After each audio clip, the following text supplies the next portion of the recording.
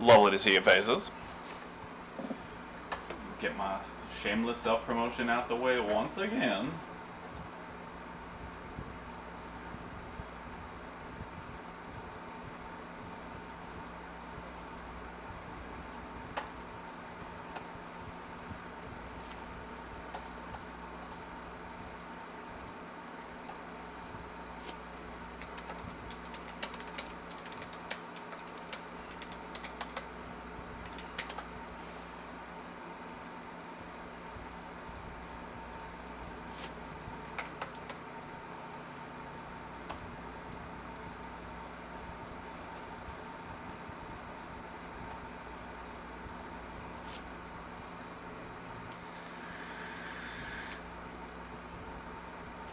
Hello. Hello. Hello.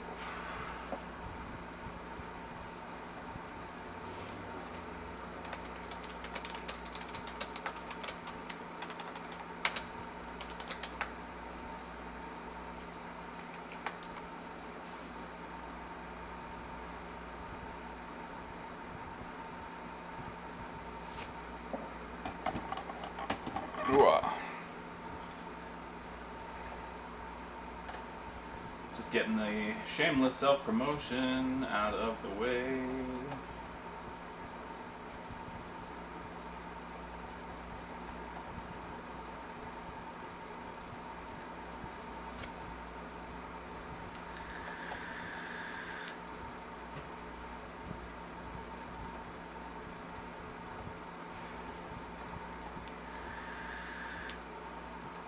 Happy Sunday, everybody.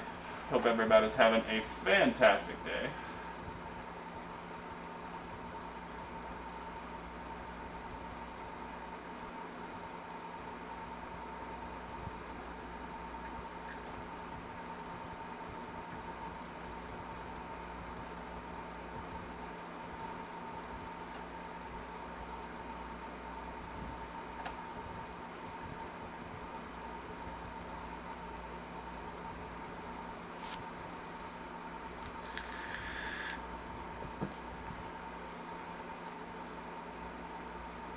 Alright, and just about done with the shameless self-promotion.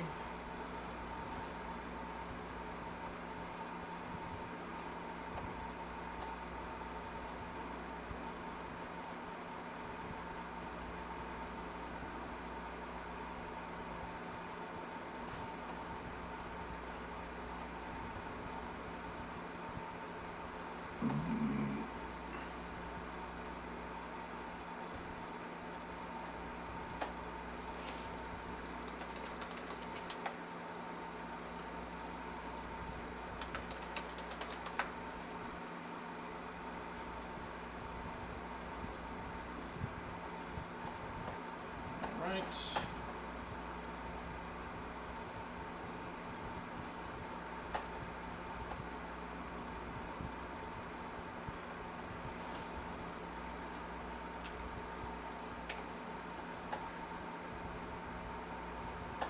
Okay.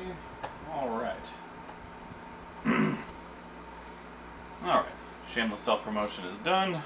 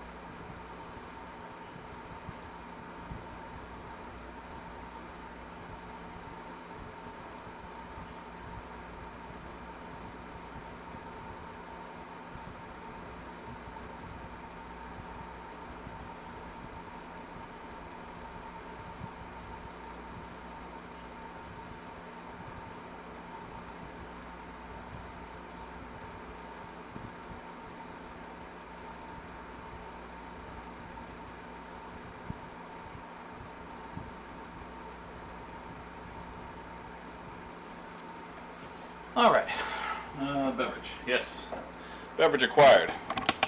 Alright, so, as usual, going to give about 5 minutes to let people get in here, and then we'll get these repairs started. It's going to be a fun one. I actually have broken consoles this time. It's going to be fucking great. So great.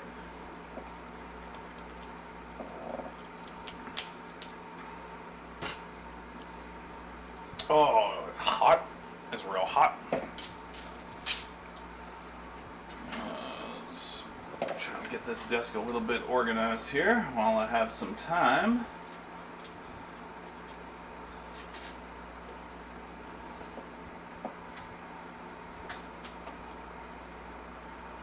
Just a little bit organized.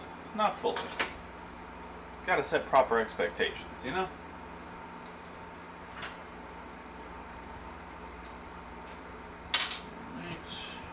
Let's bring you right there. You can hang out right there. That goes to you. You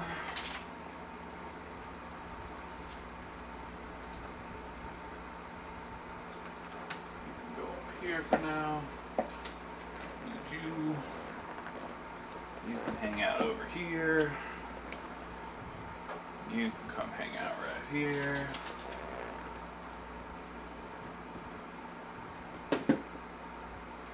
Alright. Gonna be a beautiful time.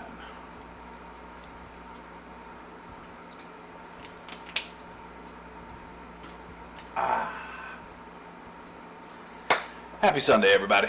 I cannot wait to get these things going. I actually have things to fix today. It is very exciting.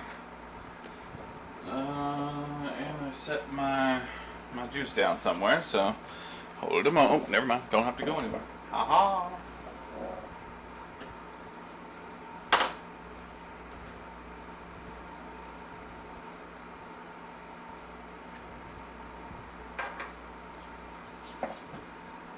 Alright.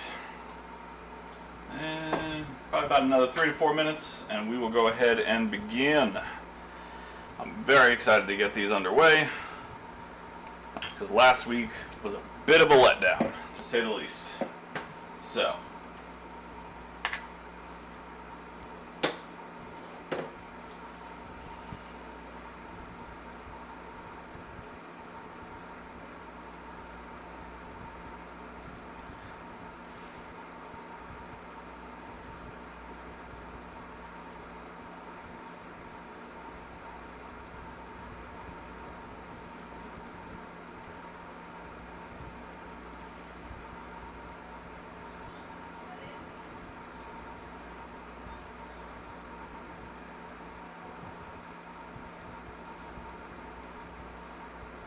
okay. All right. Let's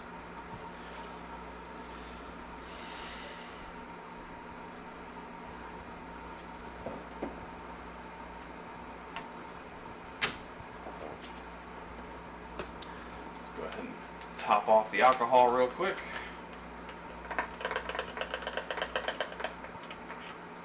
Woo. No. Oh, the alcohol is cold. So cold. Alright. Give this baby a top off.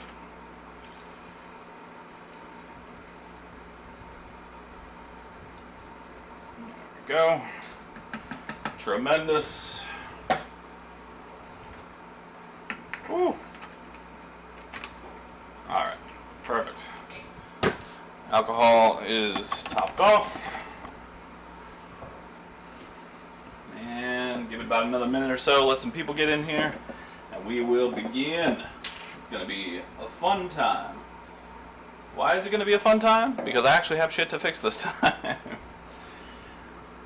Anyway, I'm assuming I have shit to fix. To be fair, I bought stuff off of eBay, and I have one customer console. I'm assuming it's broken. I don't know why I would get such an amazing deal on it if it wasn't broken. So I'm gonna say it's broken. I haven't even unboxed them yet. All right, you're getting two contents in one. You're getting repair content. You're getting unboxing content. I'm telling you, it's a non-stop shop over here.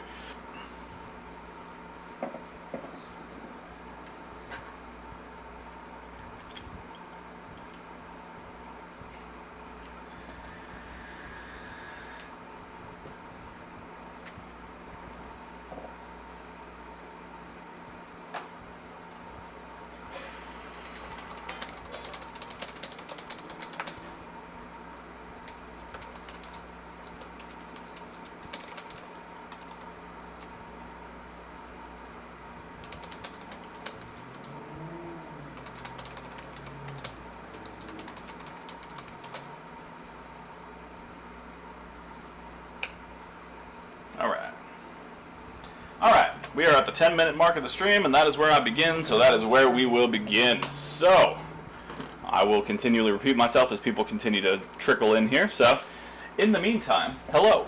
Happy fucking Sunday. We are going to have some fun today. So, what I have today, first of all, is my first PS5 Slim. I have not worked on one of these yet.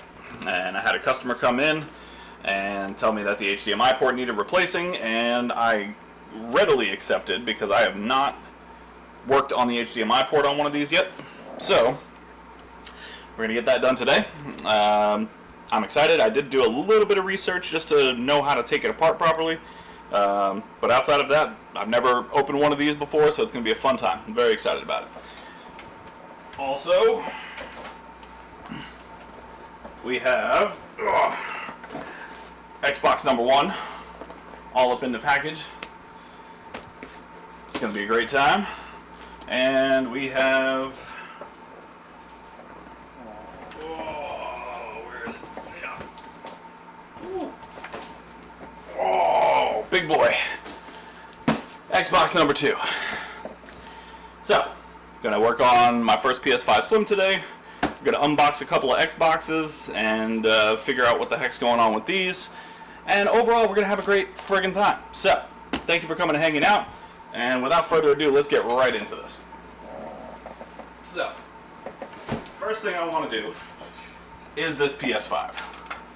I have not worked on one of these before, and I'm intrigued to see how this goes. So, go ahead and get you guys over here as much as possible.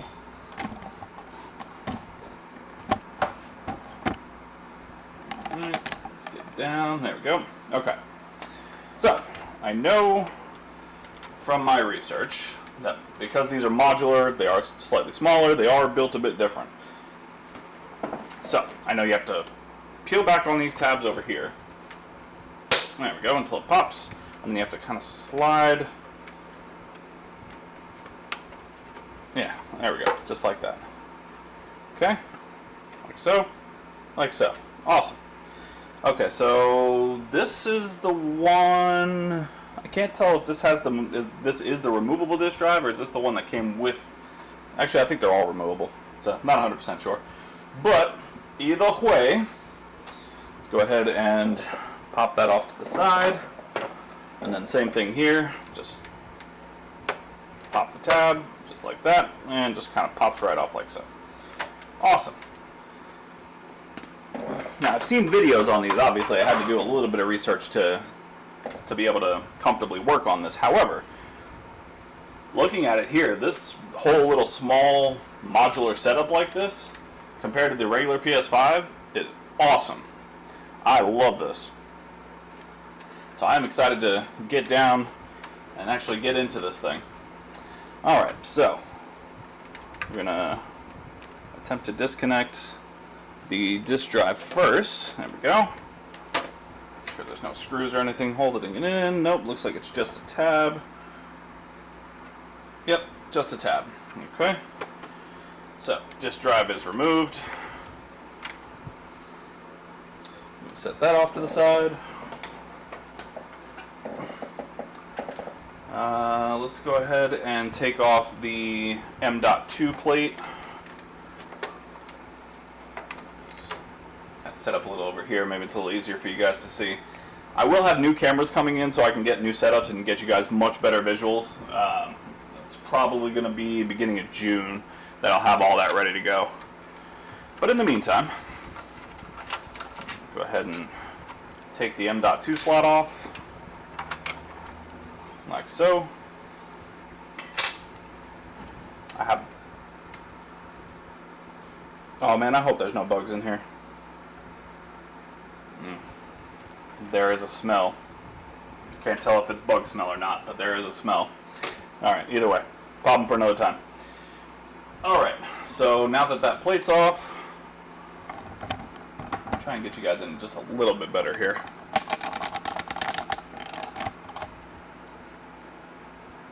Okay.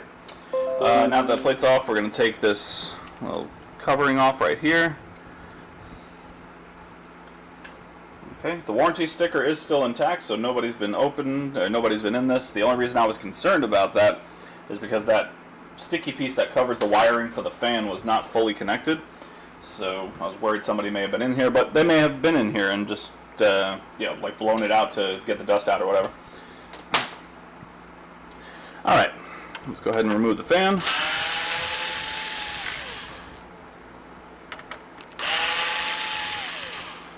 Alright. Now, I know the screws in these are different. So far, the fan screws appear to be not only the same, but in the same orientation, which is fantastic. And they've also combined the old fan plate that used to come as a separate piece over the fan, and now they just combined that into one unit, which is awesome. Alright, so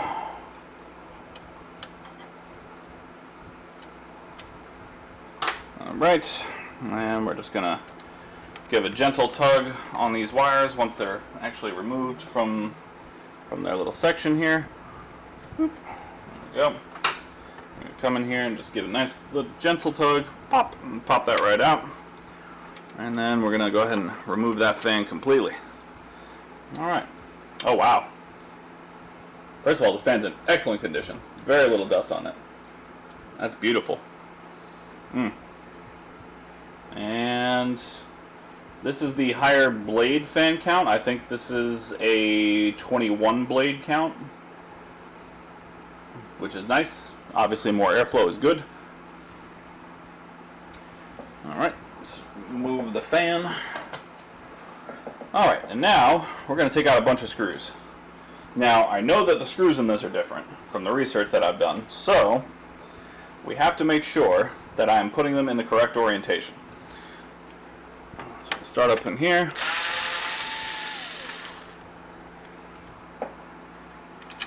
Oh, where are you going? Okay, so far that's the same.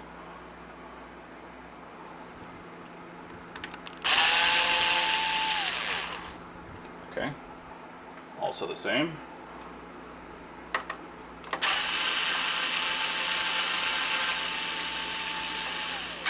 Alright, so middle gets a skinny boy.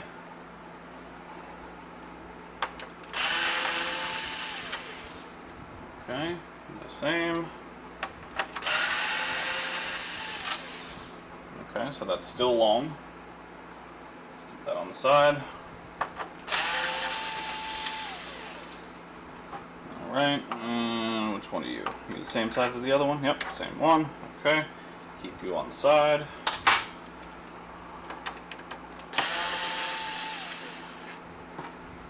Alright, and okay, so we got 3 longer screws on the bottom.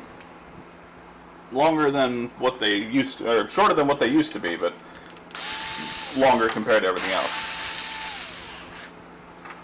Alright. There we go. That's a regular boy.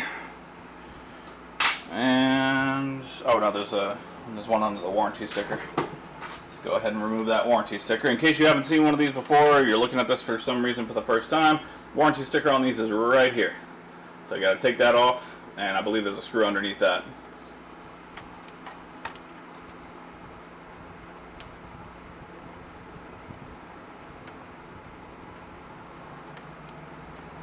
Alright.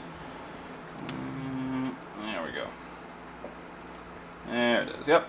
There is indeed a screw. Okay. And it does appear to be just the standard PS5 screw. Oh no, it's a longer screw. Okay, interesting. Alright, so that's a warranty boy. Warranty gets the longer screw. Got it. Noted. Okay. Have I removed all the screws? I have indeed removed all the screws. Okay. Let's go ahead and pop that off. Oh. Okay. Interesting. So this is an interesting design on these. The board itself looks similar to the 033 and really all the 030 series boards. It looks almost identical. But the actual compactness of the design and really especially the extent of the heatsink that comes up through here is much different. I like that. That probably dissipates heat so much better than the previous design did because it was so small. Okay, awesome. All right, well, let's continue taking it apart. Yeah, first things first, we'll go ahead and disconnect the Wi-Fi and Bluetooth cables.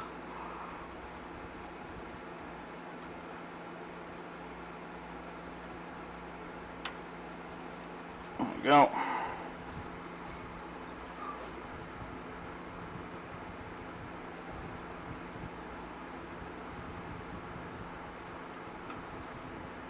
There we go. All right. And this flimsy piece of tape that doesn't do anything right there. Okay, so this is an interesting design choice. You can see here that instead of the old style where the Bluetooth cables would come from down here by the power supply and then wrap around and kind of get all here where the disk drive is, instead they've run it from the top portion here like the old 010 consoles and ran it from the top, and instead just made a little loop-de-loop and put a little bracket right here to hold it in place.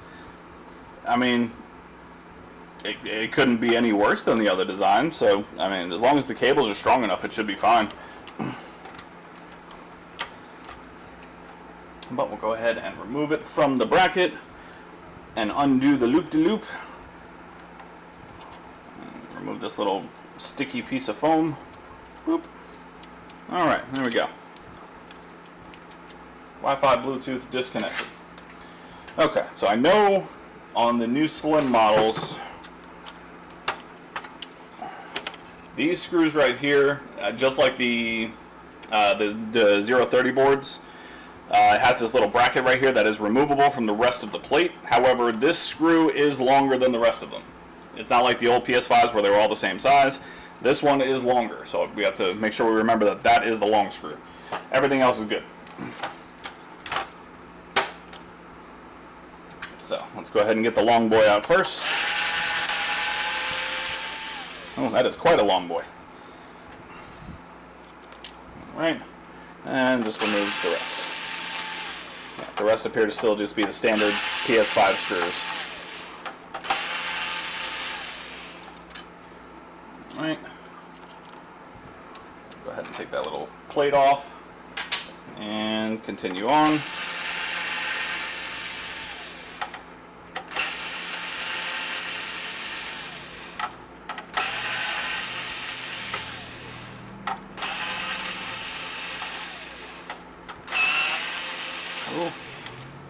These bottom ones are on here good and tight.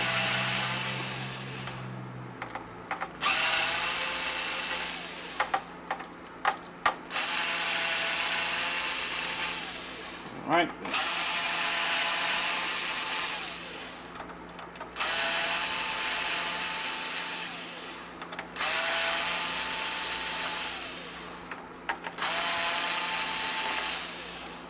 I'm sure all of these screws are 100% necessary.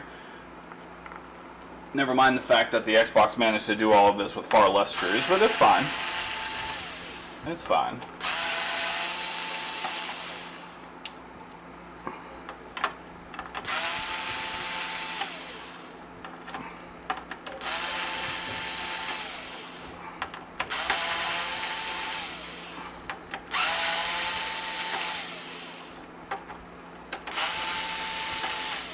Alright, there we go. Just a few hundred more screws here and everything will be fine.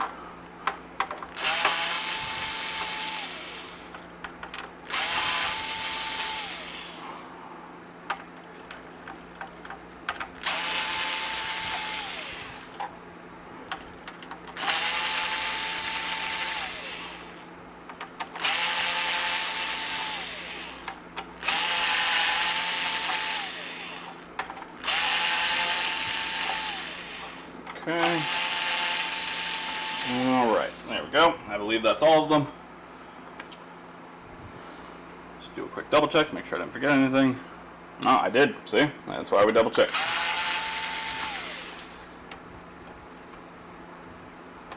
Alright.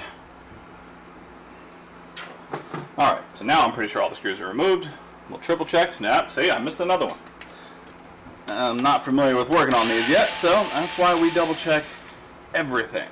Everything? Everything. Okay. Quadruple check. Are we missing screws? We are not. Okay, we're good. Okay. So, I'm going to go ahead and, where's my plastic pry tool? Pry up on one end.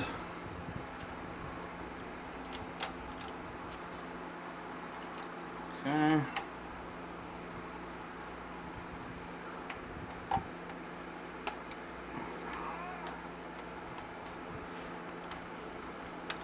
There we go. I'm just using my plastic spudger to come around the edges here. I'm a little more careful than I would be with a normal PS5 because I'm familiar with how much pressure and where I can put it to get this plate off. But A, this is a customer's console, so I'm always more careful with those. And B, I have not worked on this before, so I want to be 100% sure that I'm not causing anything to damage. So, there we go. Continue the pop-up. There we go. Perfect. Alright. Alright. Oh, hello. So, also, neat little feature about this that is not neat at all, really. This little thingy will floppy dangle. It will just come apart. It is a horrible design for this this particular console, but that's what they decided to do.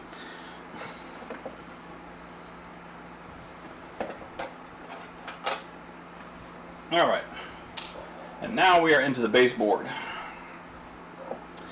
So let's see for differences here. So the first thing I noticed right away, they have condensed the SSDs. So there used to be the 3 SSDs on each side. It looks like this one only has 2. And you can see the outline for the caps and the resistors of the other ones on the other side. So it looks like there's a total of 4 SSDs instead of 6. This model is using the Samsung RAM, which I appreciate. I prefer the Samsung.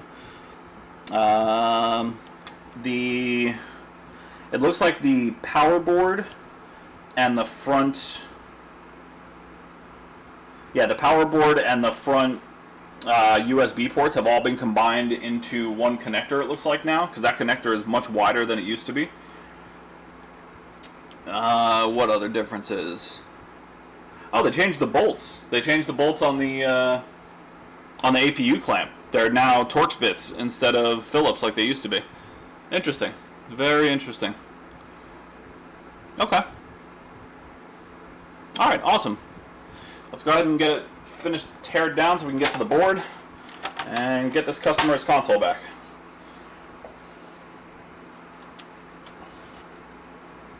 Alright, so let's see if the same trick still works on these. So I'm going to slide my pry tool right in here.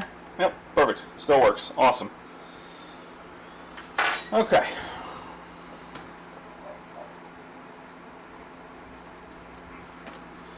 Let's move this Bluetooth out of the way. Alright, and we're going to take off the APU clamp.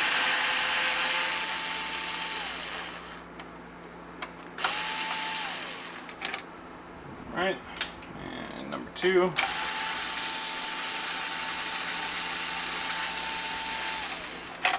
Perfect. Alright, so the APU clamp itself looks exactly the same as the 030 design. It's much thinner, much a little thicker, but otherwise it looks almost exactly the same. Alright.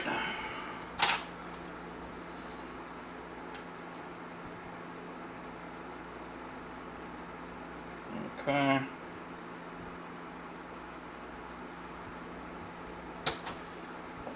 Alright, and then there are 2 screws that are holding the board in. So let's go ahead and remove those. Okay, there's number 1. And number 2. Alright. I believe those are the only 2. Yep. Alright, so 2 screws hold the board in. And then we're going to gently just come around and pull up on the board very gently. Don't want to break nothing. Grab my pry tool, kind of get it up under the board in this area very carefully. There we go. Alright, and alley-oop. Awesome. Okay. Well, the overall design of the board looks pretty similar. Again, outside of the SSD, oh, they did move the Wi-Fi module, but that's okay. That's not a huge design difference. But overall, yeah, I mean, it looks pretty similar to the 030 boards. So, at least if they ever come in, I'll know what I'm doing with them. Alright. So, let's get down to board level here. And check out this HDMI port.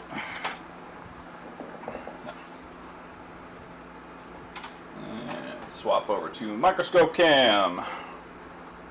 Okay.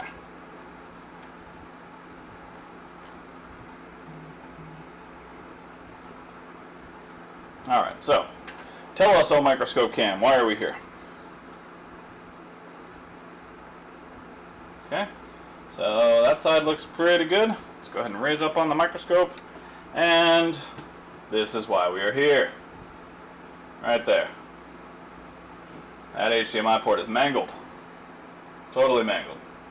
The customer told me that the dog ran across the cord while it was plugged in, and just yanked the whole thing out, which is unfortunate, but it do happen sometimes.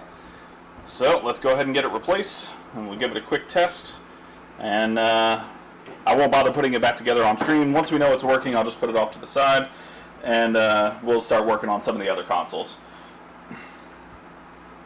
So in the meantime,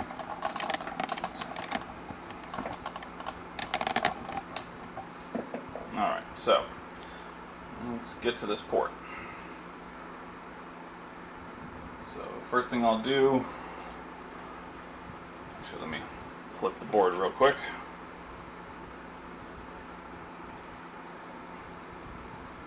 There we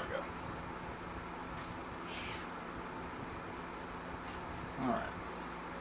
So, per usual, throw down a little bit of flux.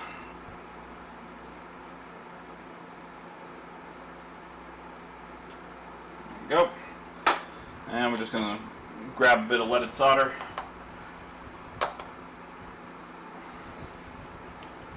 Throw it on those legs. Doesn't matter that it's going to bridge and all of that. It's going to come off anyway.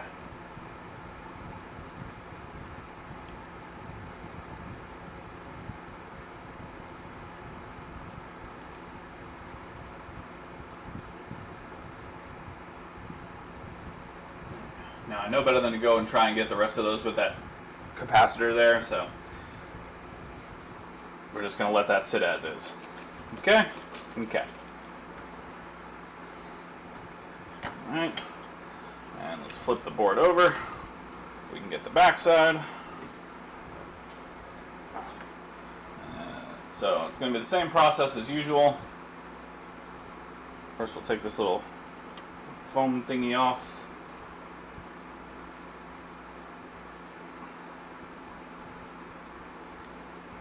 Where's my flux? This tube of flux is about empty. It has been a busy month, guys. I don't know what it is about springtime that causes all these issues, but I swear, spring and right after Christmas, I am slammed. Alright. And same thing as usual. Gonna heat up this area over here. Wait for some of that solder to liquefy.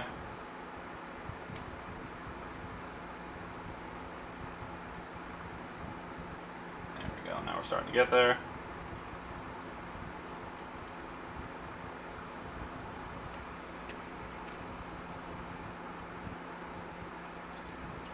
we go.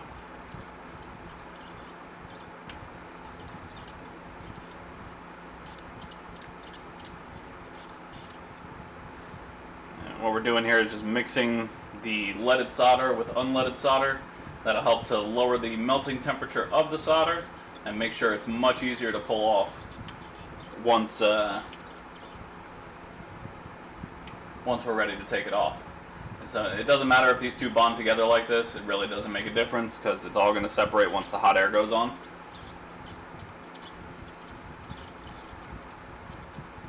There we go, like so. Again, put some heat on this. Help get the solder ready for new solder.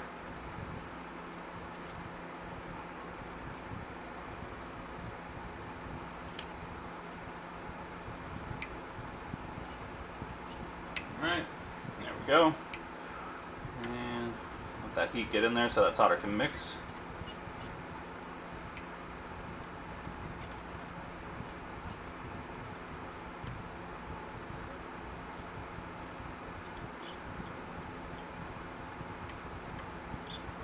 Alright, now because they moved a lot of the smaller components to the back side of the board, I guess the top side of the board depending on where you're looking at it. To me this is the bottom of the board. But the top side of the board, because all the components are now over here in this area, this time I'm going to heat it up from the back and lift from the front. This way I can use the solder sucker to clear out the ground holes from the top and not risk any of the small components. So that's what we is going to do. Alright, let's go ahead and pop this over. And let's grab my counterweight, aka pipe wrench.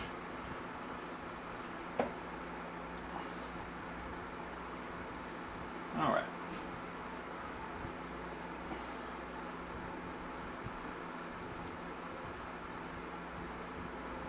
Alright, there we go. Okay, so we're going to go ahead and heat up the hot air gun. Hot air gun is currently set at max airflow capacity. Listen here, Trick. Good to see you, buddy. Hot air gun is at max airflow of 480 degrees Celsius.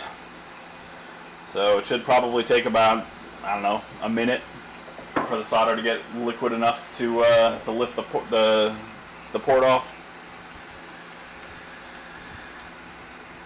Alright. We are at max airflow.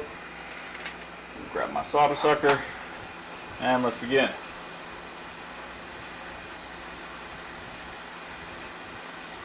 So, I mean, you guys have seen me do HDMI ports before. I really don't like to do just HDMI port jobs on here. But I also know that there's a lot of people that come here for the first time and, yeah, haven't seen an HDMI port done before. So, it's always nice. Alright, so you'll see that flux is starting to get nice and liquidy. It's starting to get all nice and melty.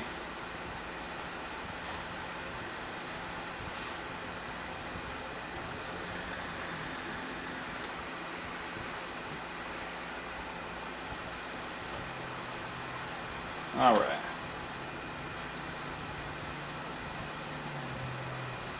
So you should be able to see, as this gets hot enough, these back corners right here, this one, and then this one over here, will start to liquefy. And that's when I will know, hey Chris, good to see you, bud. Once those legs liquefy, that is when I will know that this is ready to go.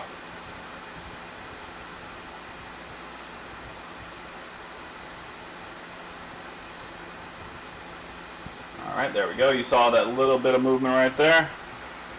So we just got to let this one go. That's almost liquid.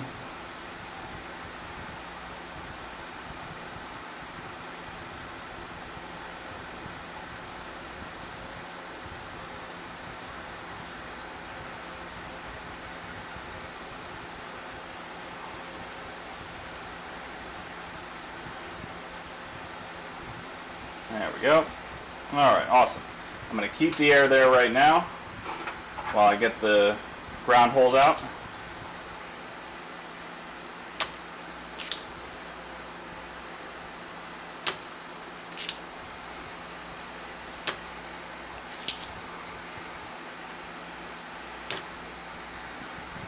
Ooh, that cap tried to get away on me.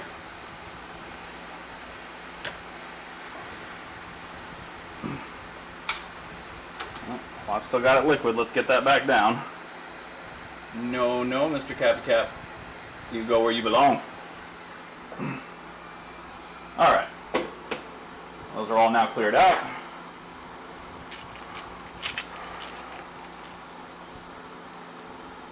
And do a quick cleanup.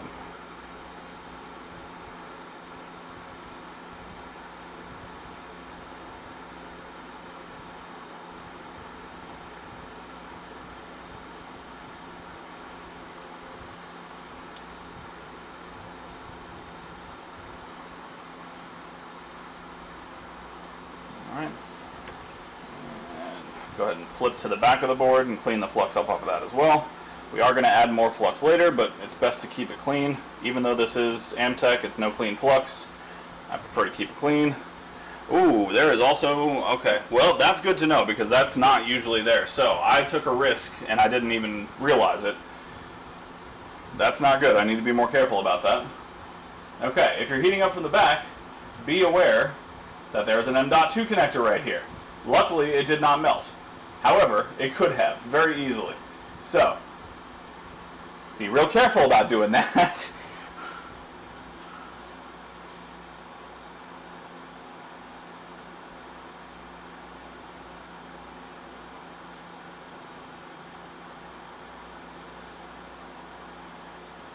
Alright, well, that was an unnecessary risk. Trick, you're jinxing me here, my friend.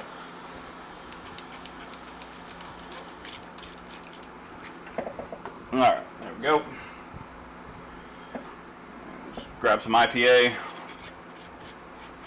Give it a quick clean. Make sure we didn't lose any components. Nope, all components still there. Tremendous.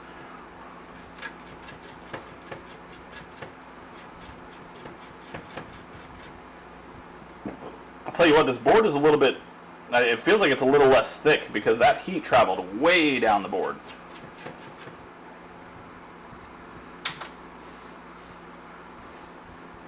Alright, so now that we're all cleaned up, let's go ahead and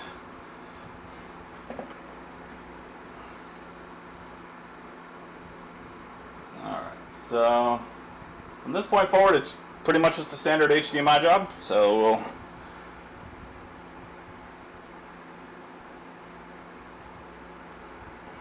put down some flux.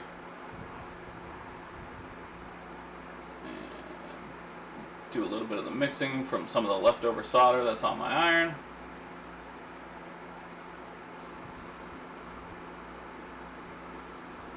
And come in with a bit of wick.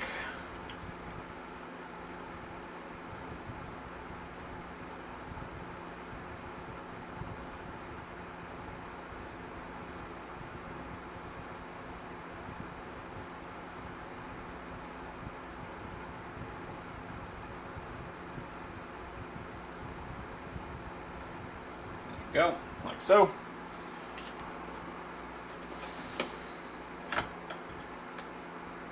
And again, come clean that flux up.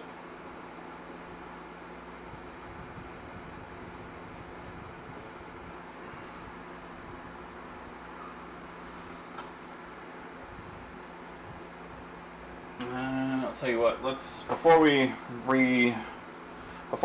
tin up those pads and put the ground legs in, let's go ahead and prep the new port. Let's come in here. There we go. So we're going to flux up these legs right quick.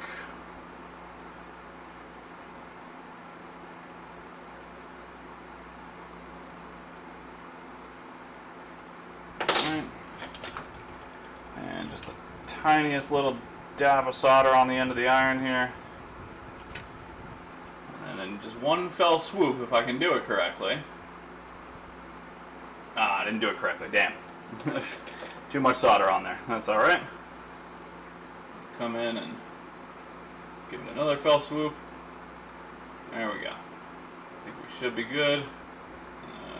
A couple bridges.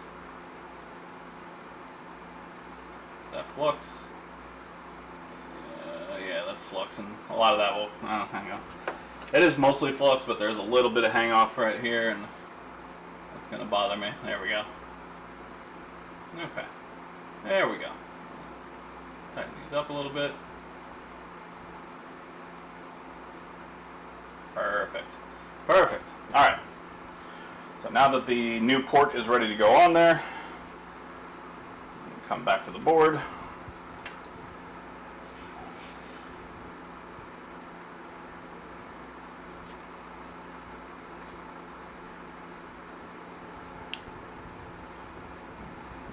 Dragging out every last bit of flux that's in this tube. I have plenty more, it's just I don't like to waste. Alright.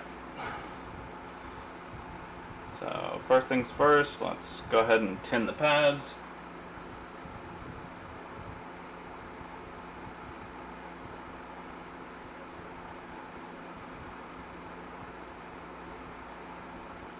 Okay, pads are all tinned up. And then into the ground holes.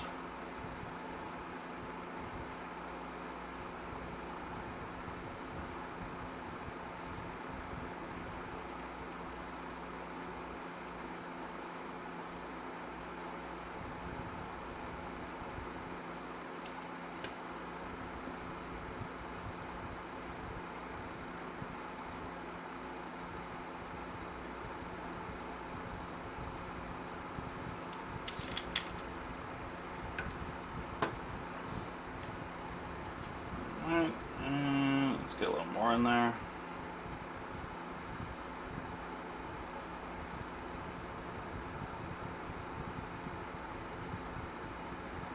Okay. And we'll do the same thing over here.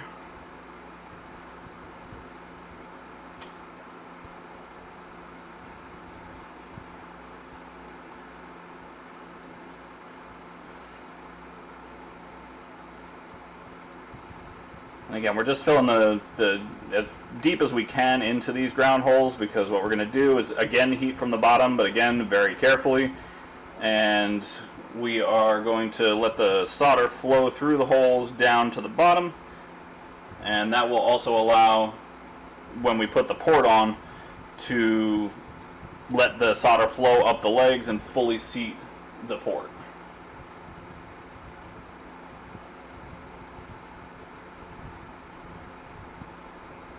Alright, there we go. That should do. Okay, so we're going to be smart this time. I'm going to look to see where exactly that connector is before I start heating. So, okay, man, that connector's so close. Like, so close. And there really is no easy way to stop it. Let me see if I have something I can at least try to absorb the heat with. I don't have any Tapcon tape.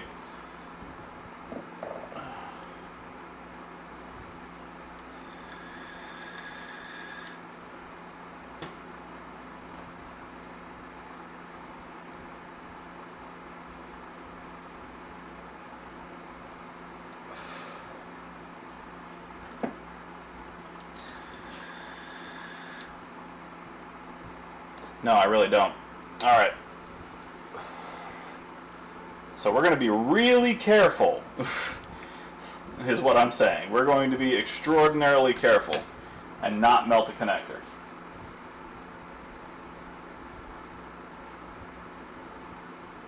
Yeah, 100% Trick, yeah. I'll put my fingers under 900 degrees Fahrenheit heat, and you know what? I will sacrifice my fingers for the customer. You're 100% right.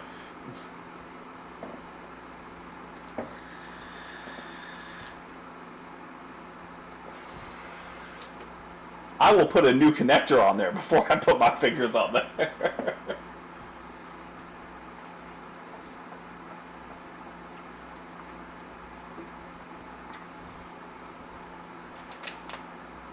Matter of fact, I wonder if it uses the same one as the old PS5s, because I still have one of those connectors. If it uses the same one as the old PS5s, and I do happen to melt it, thank fucking God I have another one.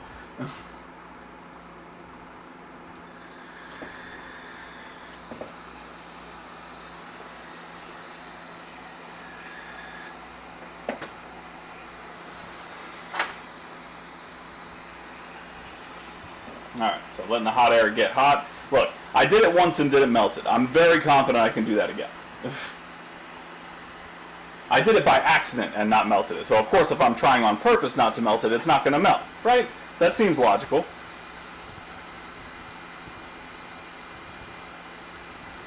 Alright, we are at max heat. Let's go ahead and get a little warm. I'm going to try and do this as quickly as possible.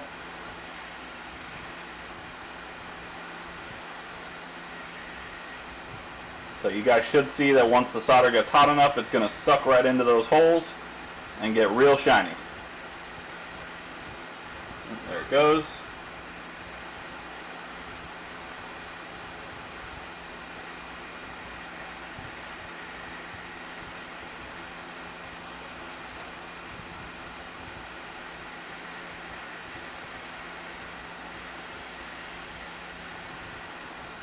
Alright, once it's all liquid and shiny, I should just be able to pop the port right on.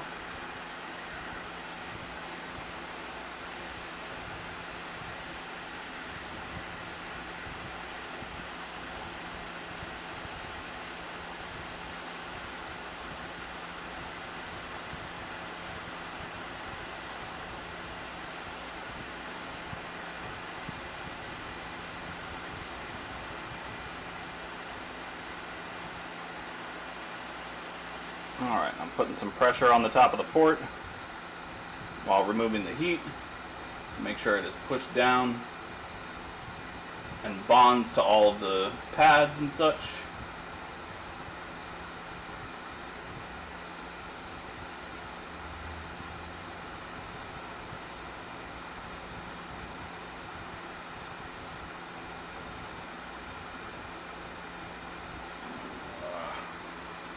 Oh, it's a little off center. Shit. Alright, hang on.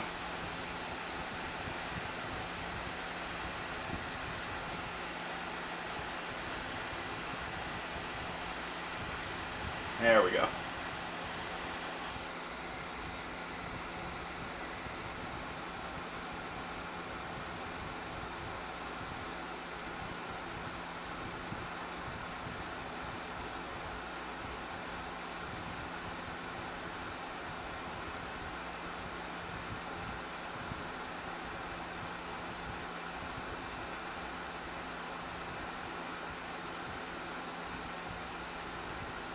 Alright, there we go. Let that cool off for a second.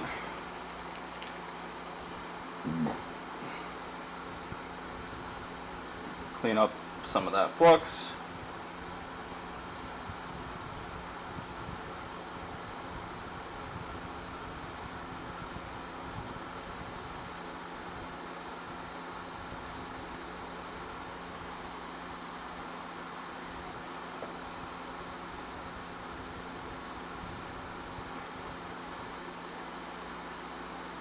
Okay. Alright, let's flip the board and see if we melted the connector.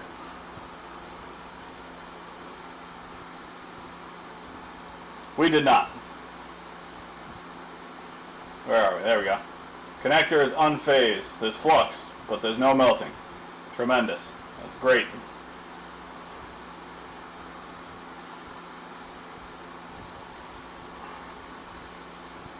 Alright. Let's clean up some of the flux around here.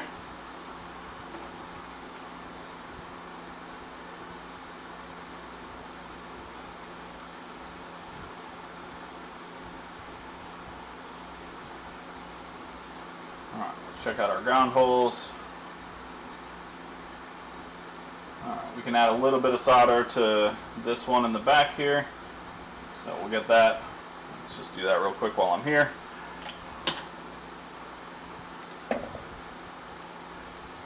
All components are still there, that's good.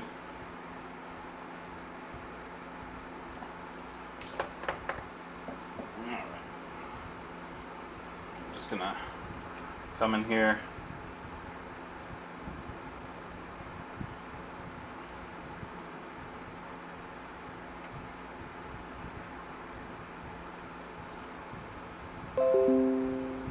Go. Alright, there we go. Now there's solder covering the entire leg, which will help it bind.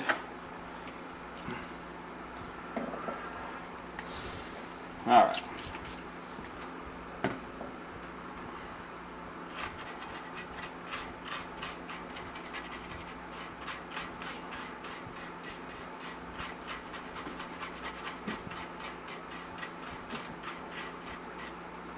Alright.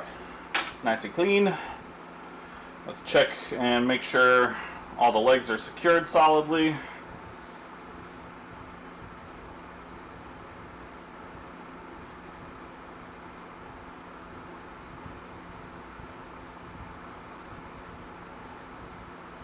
I mean, that looks like a damn fine job, but we will double check.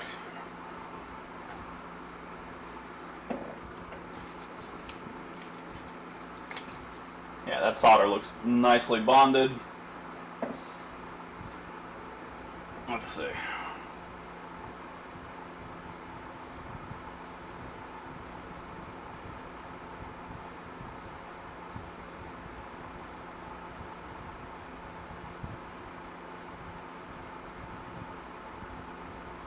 Yep, good. Good. Good.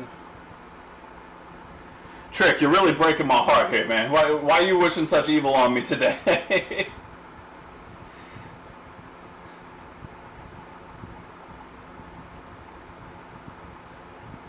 Look, it was already bad enough last week when I thought I had broken consoles and I didn't. This time I have broken consoles and now you're giving me shit?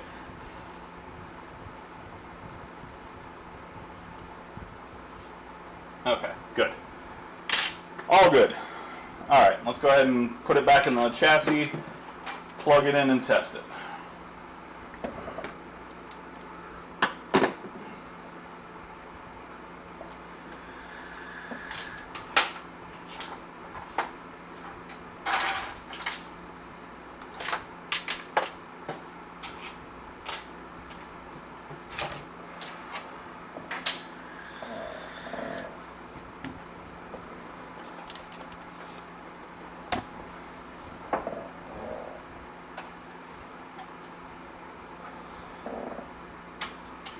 Alright.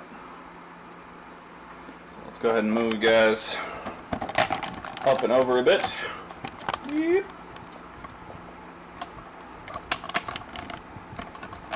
I'm here for it, brother. I'm here for it.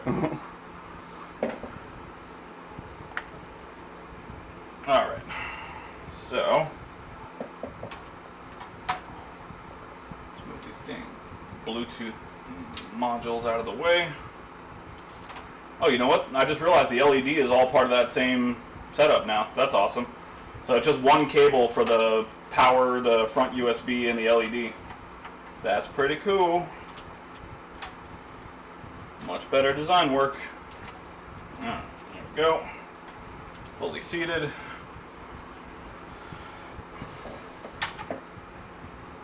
Now I'm assuming you can still test it the same way you did the other ones, where it doesn't have to be fully plugged in. Or fully, you know, with the fan assembled and everything like that. I'm assuming that's the case. Alright. I'm not going to drill when I'm putting those back in. I need to be careful. Where's my screwdriver? Okay. Boop.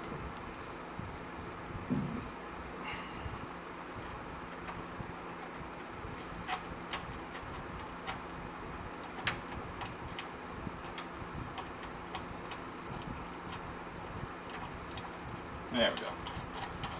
Alright, gonna put the APU screws in here. And where is alternate APU screw? Here we are.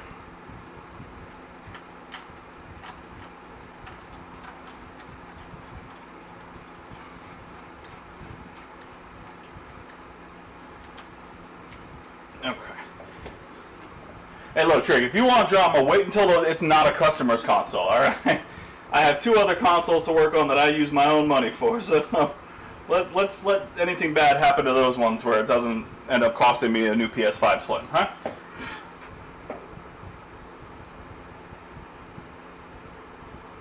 Okay, so I should be able to, I just realized that the disk drive's not connected, but I should be able to at least show a display without the disk drive connected. I should be good there.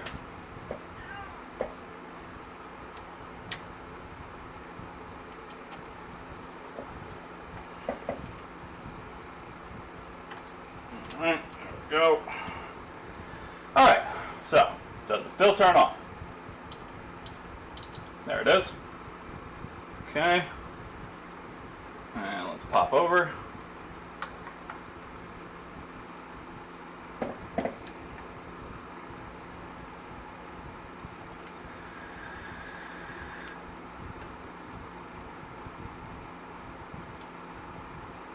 Alright, there we go. I do want to watch the thing boot up, see if there's any like weird differences or anything like that. I doubt it, but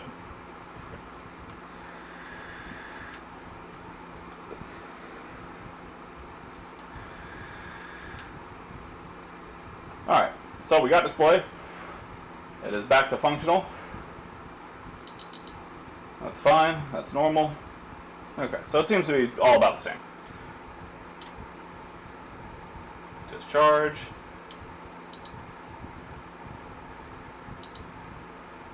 Alright, perfect. So we are back operational on that one.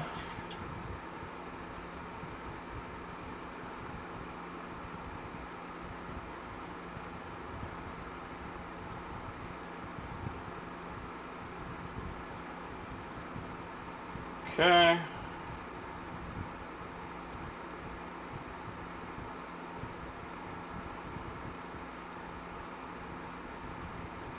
Sorry.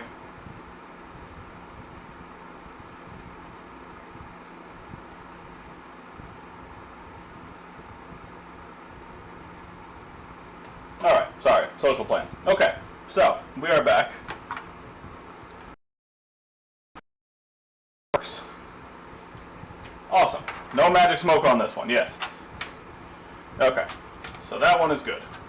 I will put this to the side for the time being. We know that it's fixed.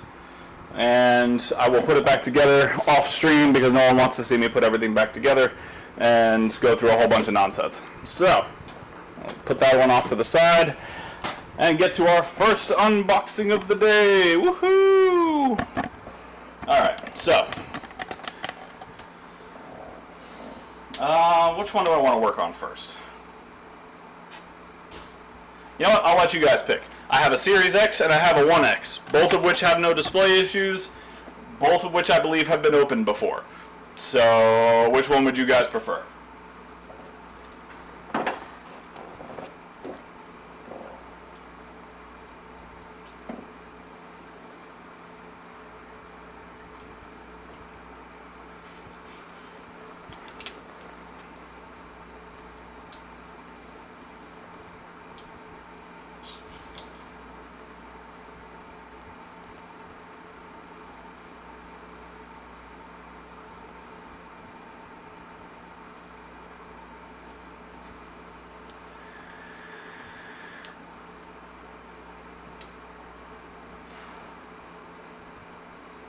Alright, that's 1X.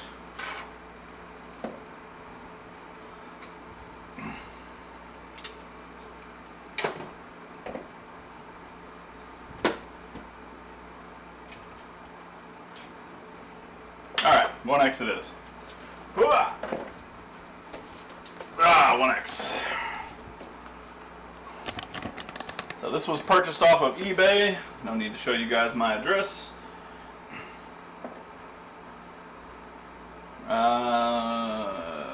Where is my opener? There we go. Alright, so this was purchased off of eBay for the whopping total of $65.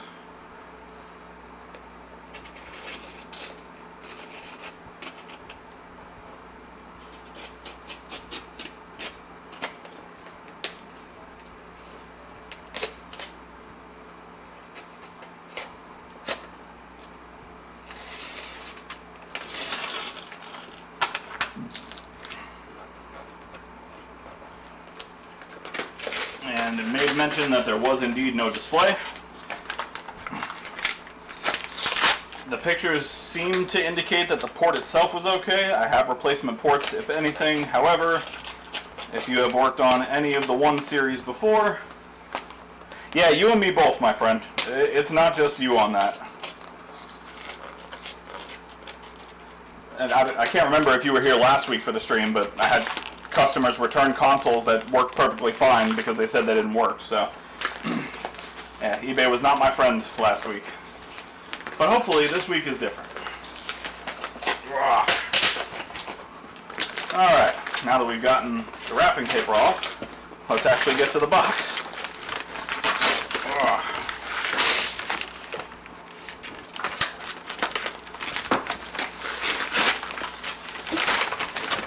Okay, there we go.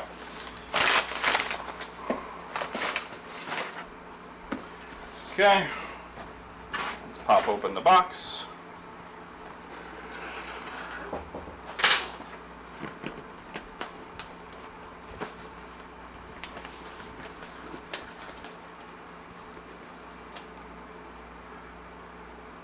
Oh man, yeah, they really screwed you on that one, my friend.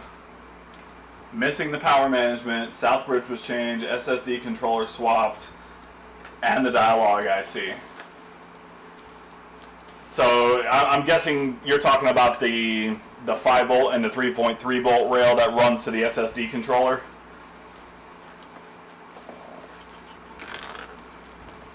That's where the power management IC and the dialogue IC was missing.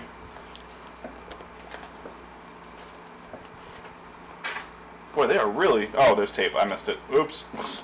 I'm about to say, USPS did not play around with this box. Jesus.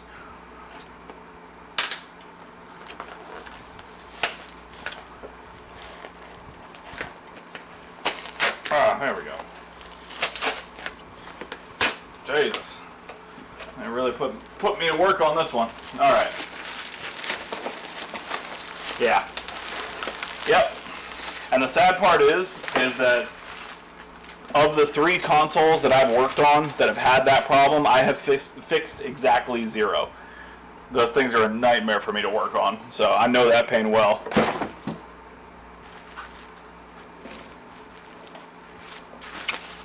Alright. And here we have an Xbox One X. Alright, so I mean, the warranty sticker is kinda on there. Honestly, this thing looks in really good shape. Like, really good shape. There is almost no scuff marks. Oh, okay, there's a little dent on the bottom here, so it might have been dropped. There's a small dent on the... It's kind of hard for you to see, but let me try and get it in focus here. A small little dent right there.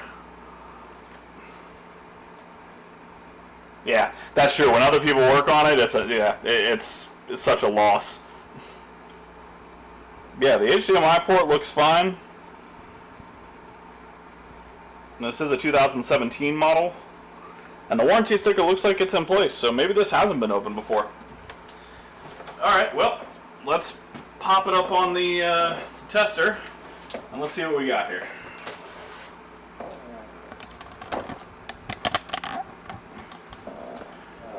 Alright.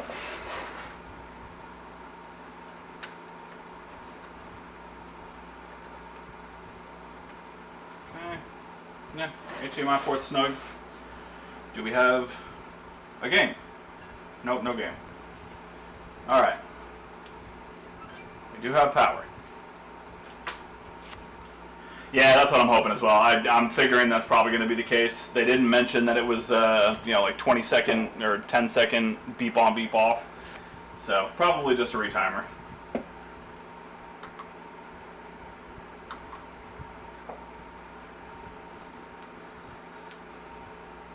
Or it'll magically work. Damn.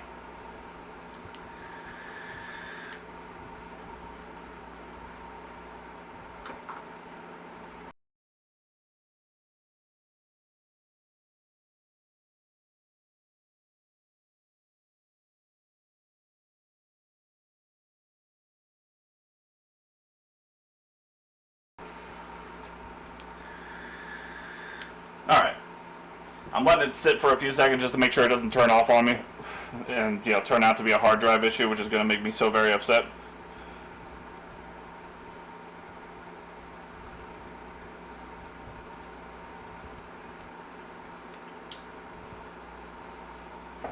Okay. No, I mean, it seems to be staying on for a while. Oh, Chris, that sounds horrible. I was about to say, that's such a small area to try and replace, especially if you have to run trace wire. Oh, God. That sounds horrible. Alright, so let's go ahead and shut this baby down.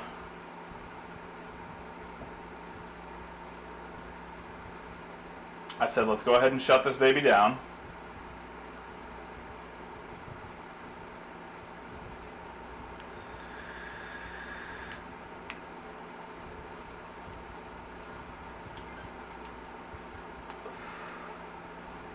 Let's go ahead and shut down.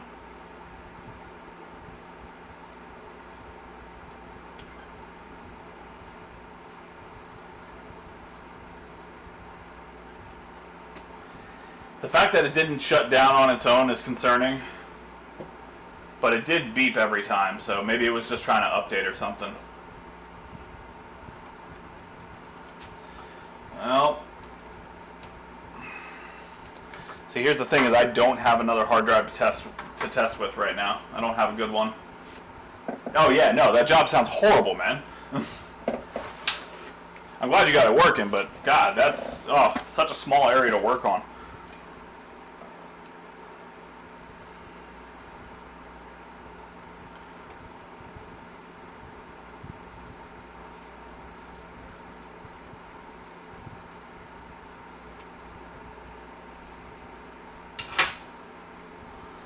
Okay.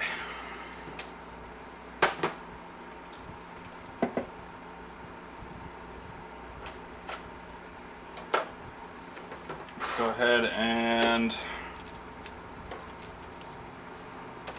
get in here. Oh, somebody has been in here before. These screws are stripped. Ah, they're being sneaky. Sneaky, sneaky. That's okay. I can play sneaky games.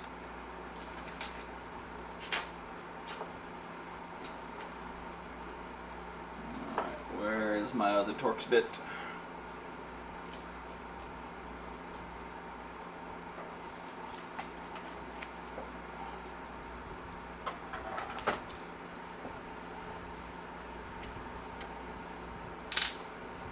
Alright. Somebody has indeed been in here before. They hit it well. But those screws are absolutely stripped, which means somebody was using the wrong bit on them.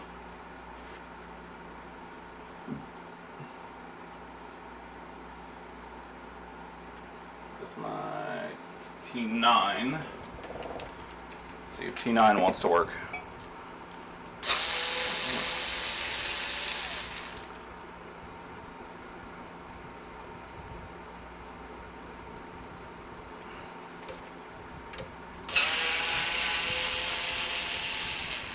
Right.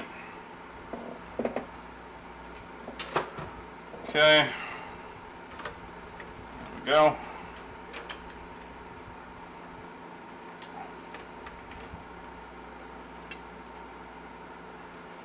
Whoop.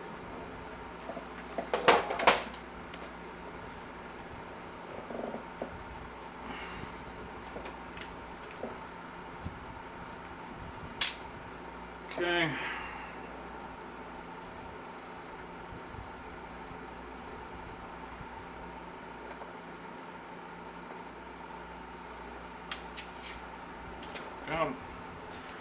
Alright, and take out these boards.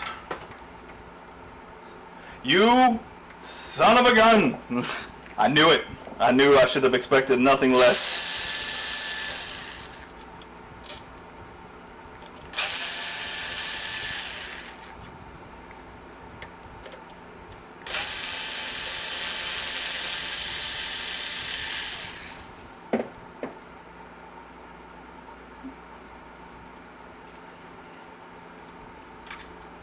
Right. And over to the next one. Big old power board. Let's do the smart thing and do the disconnect of the ribbon cable first, so we don't do the dumb. Where is my spudger? I have auxiliary spudger.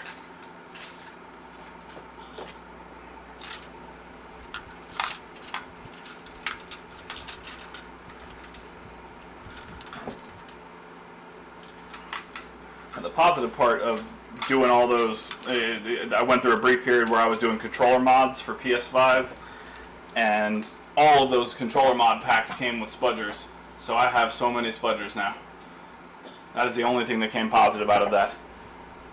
Those things are pains in the buttocks. There we go. Alright.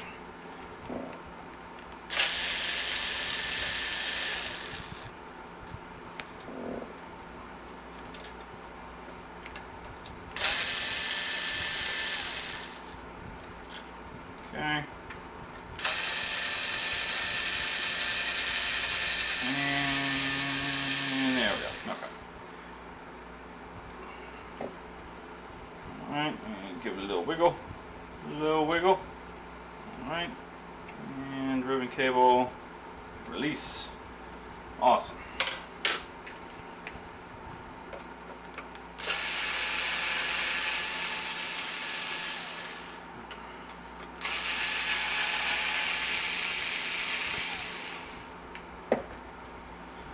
Okay, take off the sync button connector, boop, and swap over to the larger bit. Let's take out the frame screws.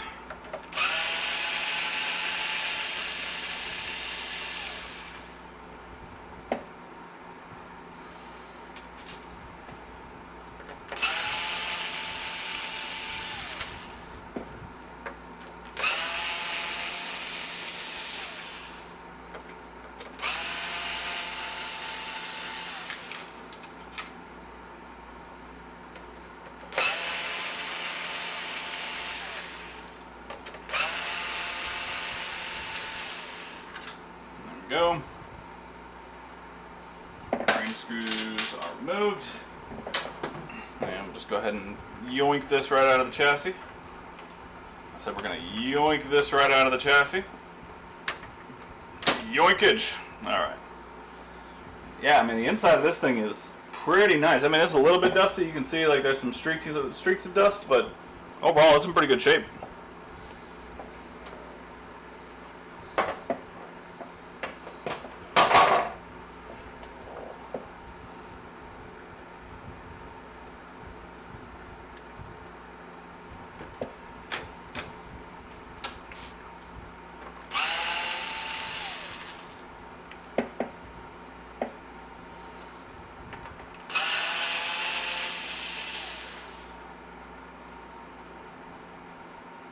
Okay. Alright. And let's go ahead and swap back to the smaller tip so I can get these APU clamps screws out.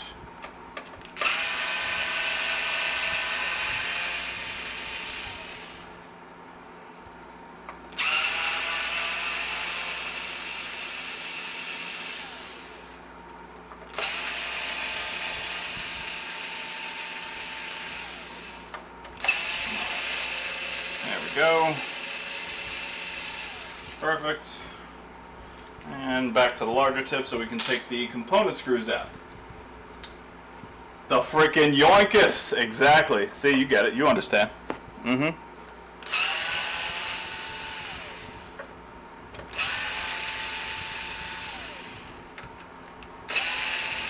Alright.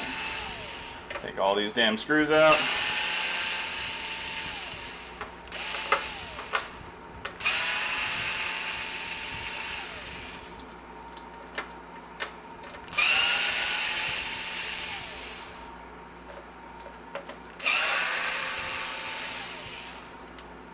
Go.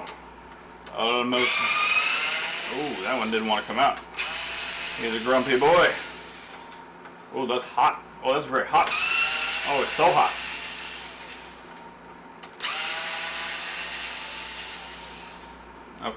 go. All right, and release. Well, I released the wrong side. It's fine. Release. There we go. All right. Okay. So now we're down to just the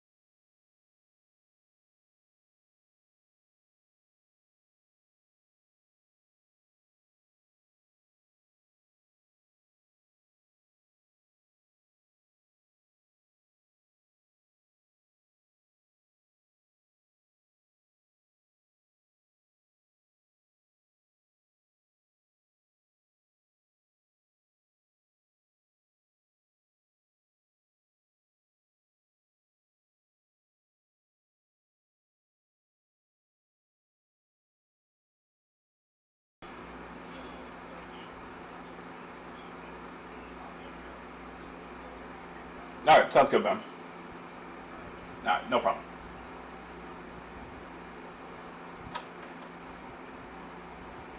Okay, sorry about that, guys. Had a phone call came through that I had to handle. Alright, back to repairs.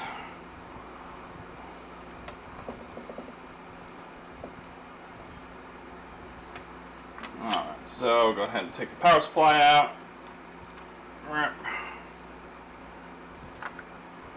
And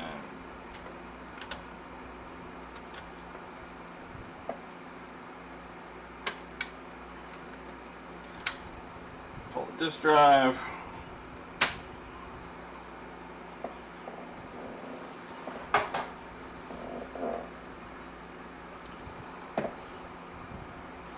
Alright. Alright, so in the interest of time saving, which it is a risk to consider it a time save if it doesn't work, I'm going to assume that the hard drive is okay because it didn't shut off 10 seconds afterwards. And I'll check the port, but I'm pretty sure we're just going to go straight to retimer.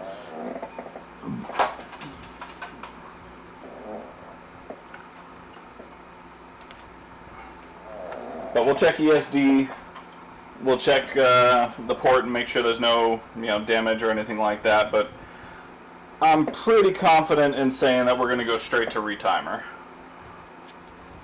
Alright, there we go. Oh, hello, what are you? Oh, someone has been in here before. There's a mod on it. What the hell is this? I have never seen this before. Okay, alright guys, we got 2 firsts today. Hell yeah, that is awesome. Somebody has done some kind of modification to this and I don't know what the hell it is. Okay, well I can't wait to get that under the microscope. Let me get this heatsink clamp off and the heatsink and let's take a look and see what this might be, huh? Oh, that's exciting.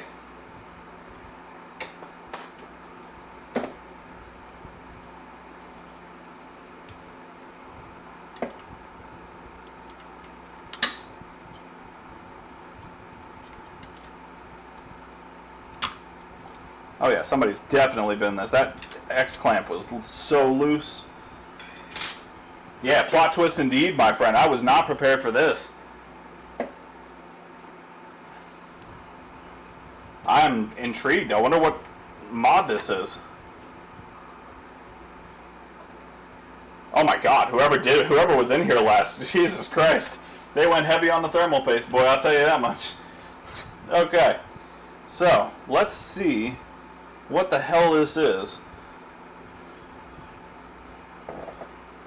Oh, this turned into an interesting job. Okay, so first of all, I gotta show you this.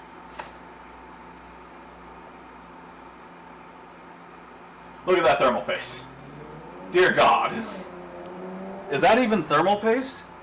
I mean, it looks like it has properties of thermal paste.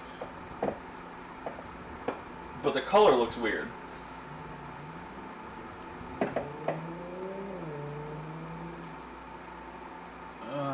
I need a pair of throwaway tweezers here.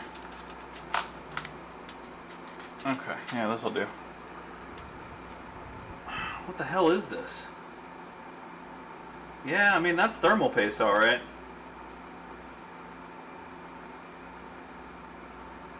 It is, like, not even on the chip at all, though.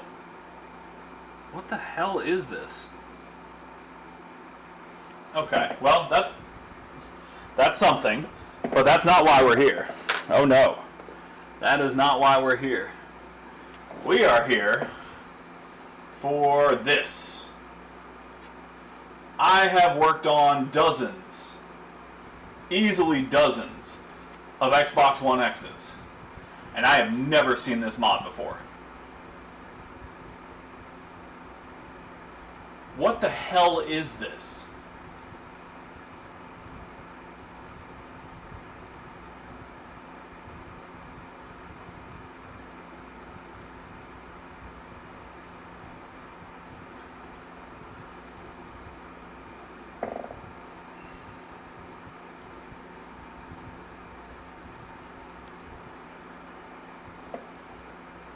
What in the world is this mod?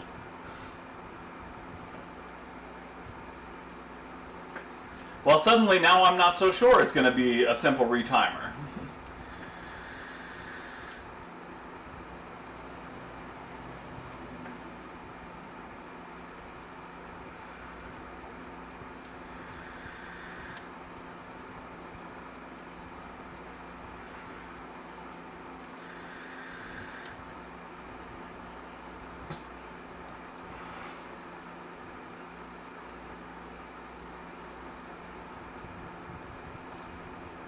Okay, what?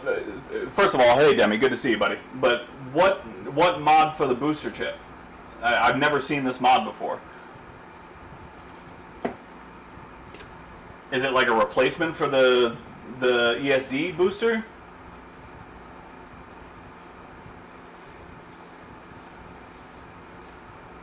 Yeah, plot twist indeed. What the hell is this? Because you're right, it's right where the booster should be.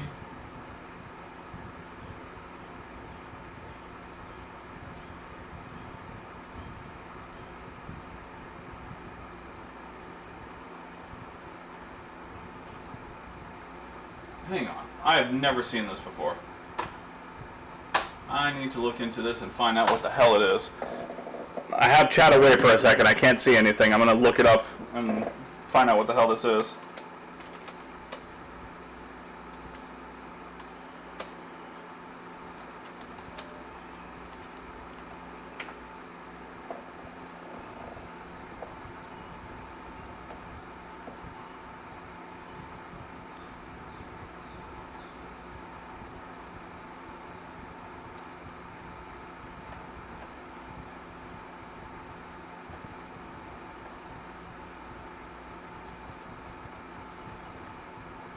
Oh, so it's literally a replacement booster.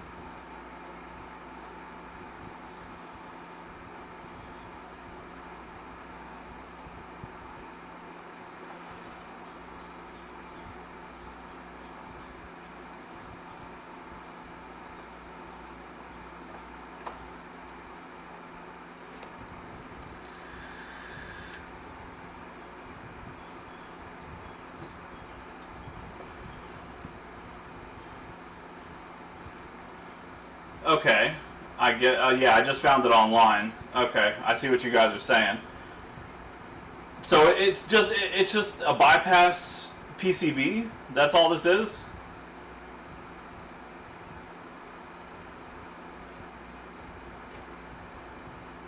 Because if this failed, then I mean, I don't have a replacement for this. Well, let's look it over. Let's try to figure out what the hell's going on here.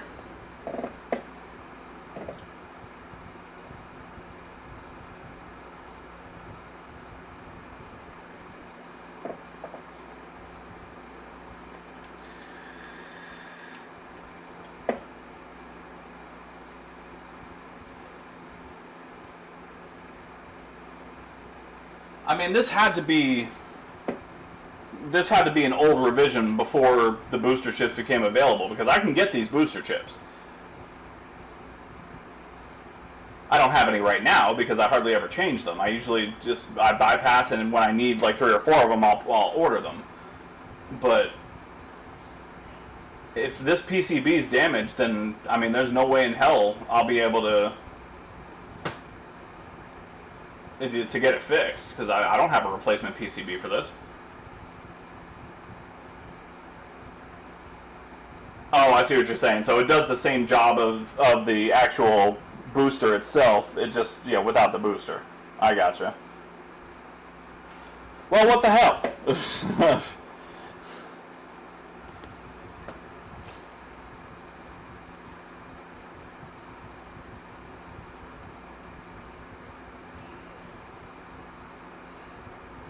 So it runs from there.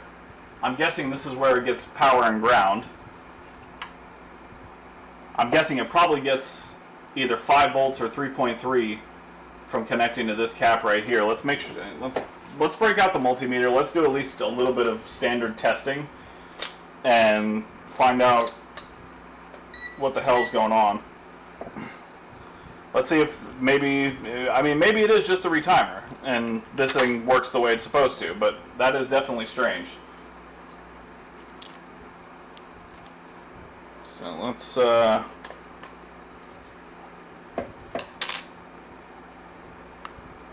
set up the multimeter real quick. We'll put the multimeter in continuity mode and just make sure we're getting the things we're supposed to be getting.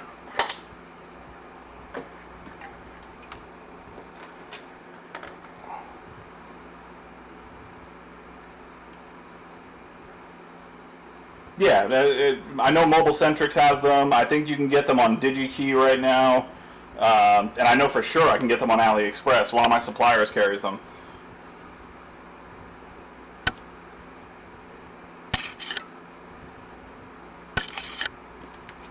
Alright, so let's make sure we have continuity between this cap and this power wire here. So if we go from here to here.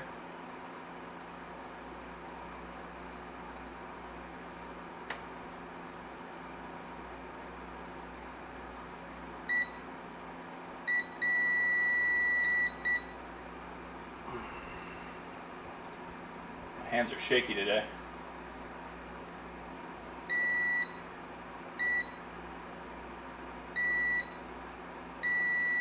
Okay, so we do have continuity between that cap, which I'm assuming that's probably a 5-volt cap if it's providing power,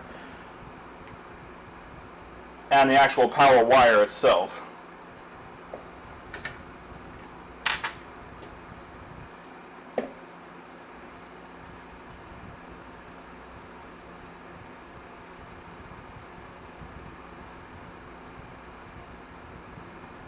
What's up, Finks? Good to see you, buddy.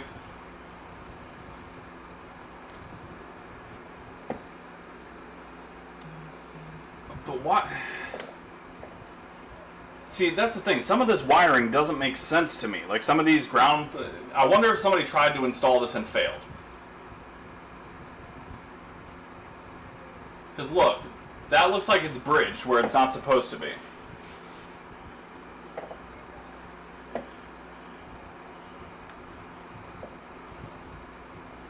Yeah, like this right here, it looks like it's super bridged.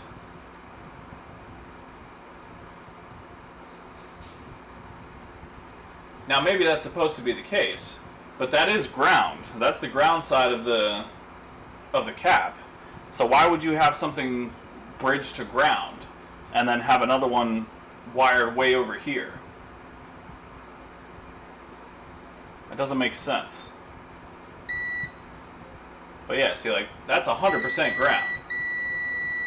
That's ground, that's ground.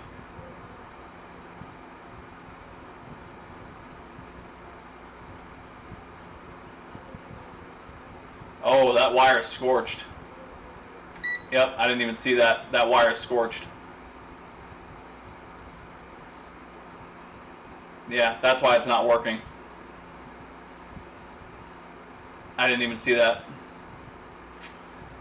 Ain't that bad a bitch? I can fix that. And that's also not ground. Yeah. Yep, wire's burnt through.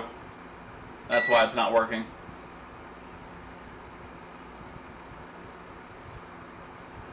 Alright, well, that's not a retimer. I can't fix that.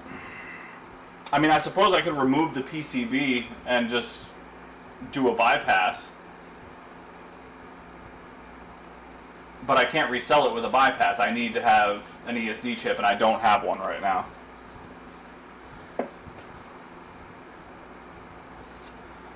Well, that's some poopy. Yeah, I can't.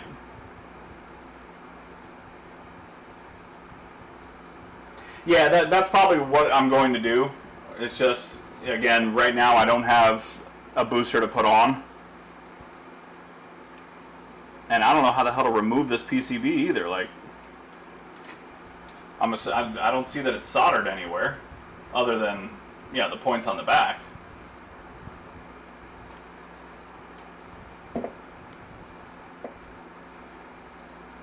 Is there like adhesive on the bottom? Because like I'm trying to just pry it up and... Okay, there we go, yeah. Looks like there's a little bit of adhesive.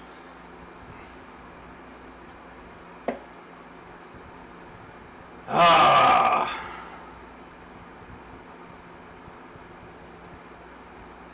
Yeah, I suppose that's true. But even so, I mean, if that's not... Because that should be the ground wire right there.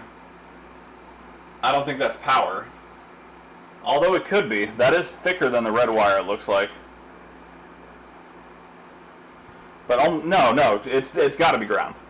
That's 100% ground. Because the red wire...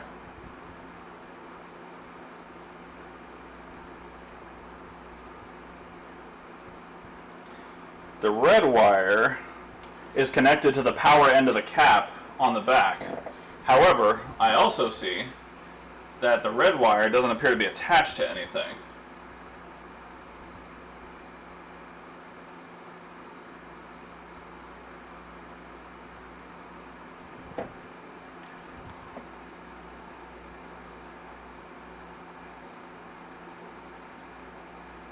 Yeah. So the red wire is the one that's attached to the power side of the cap on the back there. And I mean, what the hell is this connected to? I really don't care about breaking it at this point. Yeah, I found the diagram online. Yeah, there we go. Yeah, it's literally like there's no way that the power line is supposed to get connected right there. There's just no way. It doesn't connect to anything.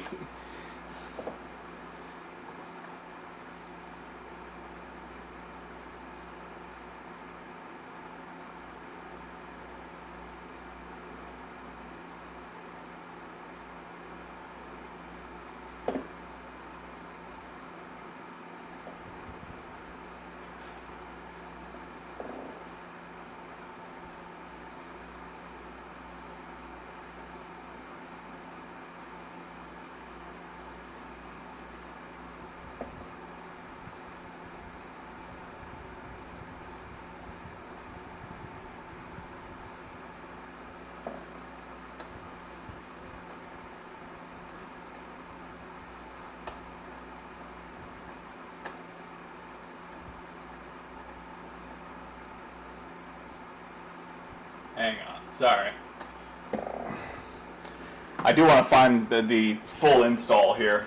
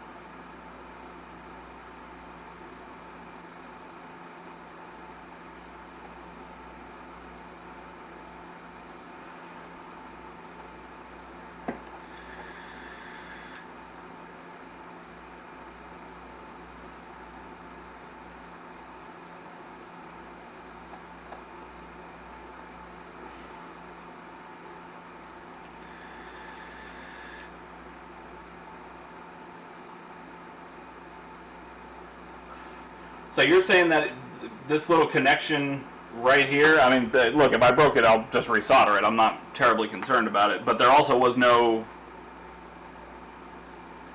connectivity. And this ground wire isn't connected to ground. So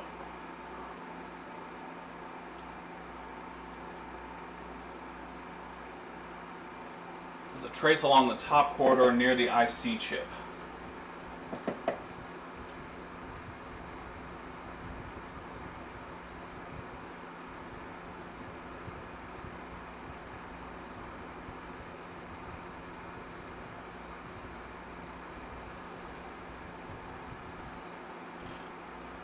You talking about this trace right here that leads to this little via?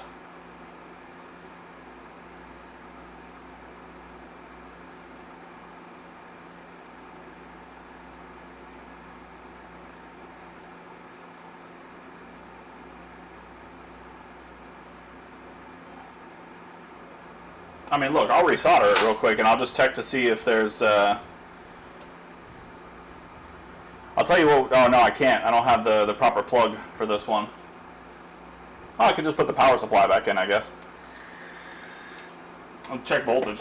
Yeah, let's do that. Let's go ahead and resolder it real quick.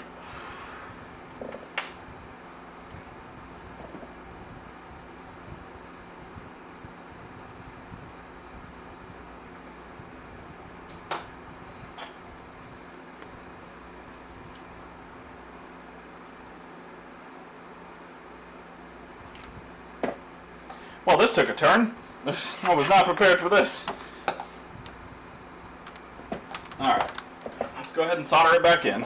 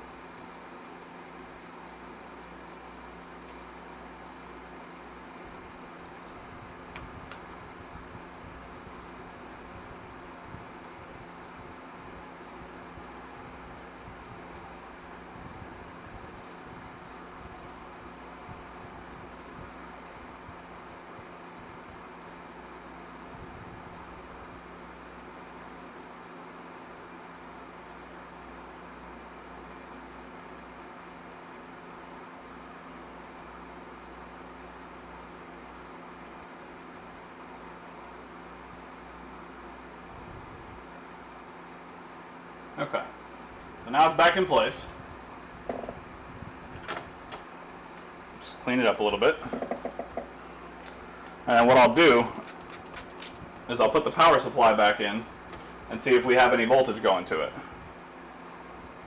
Because it should have standby voltage.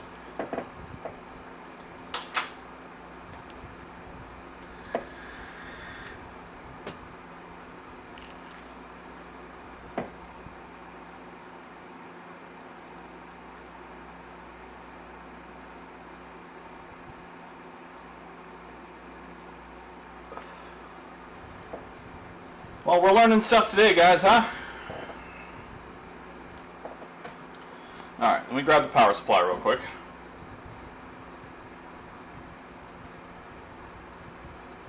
Let me just make sure that's actually on there good. I don't want to fry it.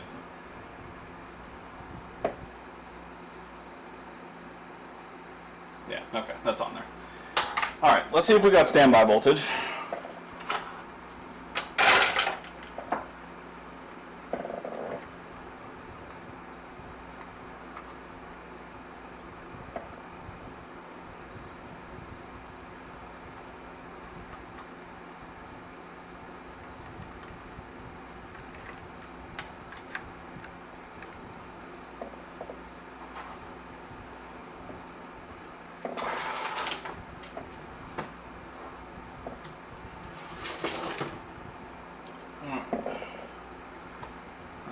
Swap back over to normal cam here.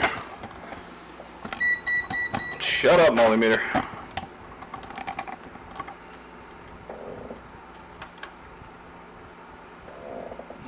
So bring this this over here.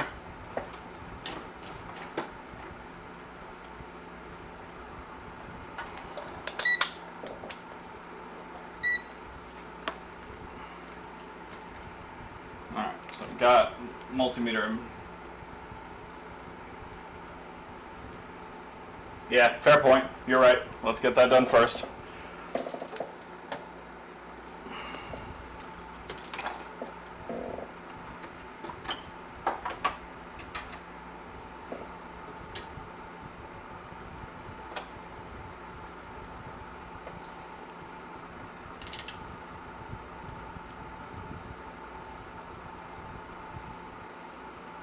Yep, that's a smart thing. Let's do the smart thing. Get further in here. Alright, where's my scraper?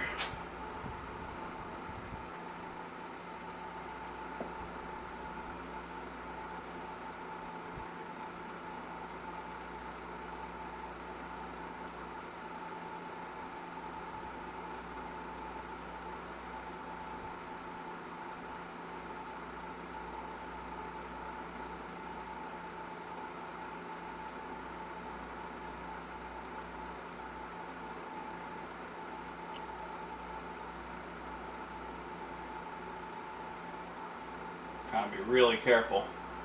I don't want to damage anything else. I can always coat the exposed copper, but if I fuck up the wire, that's going to be a different problem entirely. Okay. Alright, so now that we have exposed copper, let's go back to continuity mode. Let's make sure that there is continuity between that solder point and that copper. Let's go to the wire.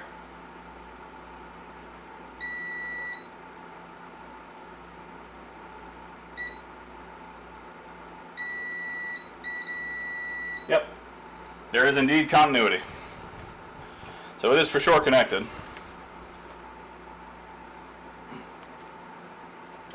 I should have done it near the via. I should have. But there's continuity. Everything's fine.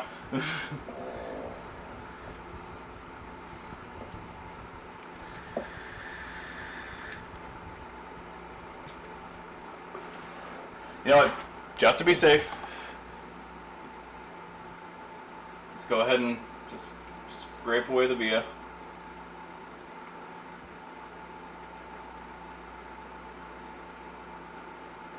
Alright, get up in here a little bit.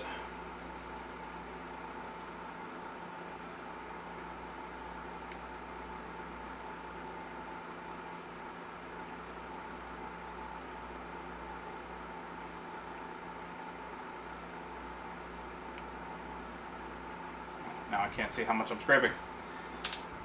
6 one way, half a dozen another.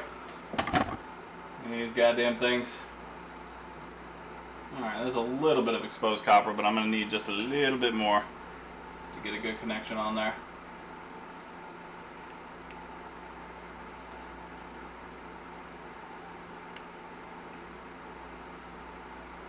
Okay, there we go. Alright, let's double check again, just to be sure.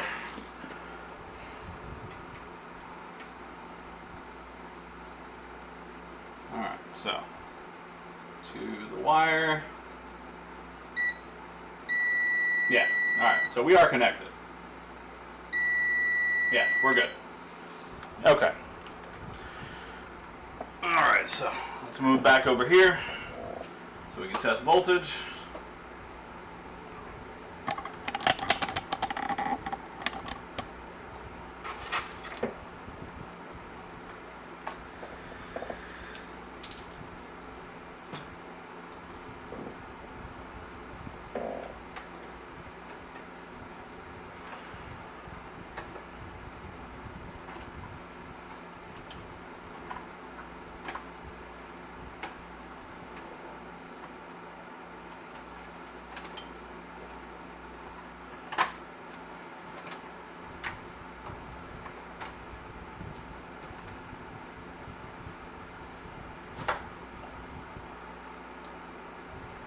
Alright, now power is applied. Let's move the multimeter where we can get some voltage.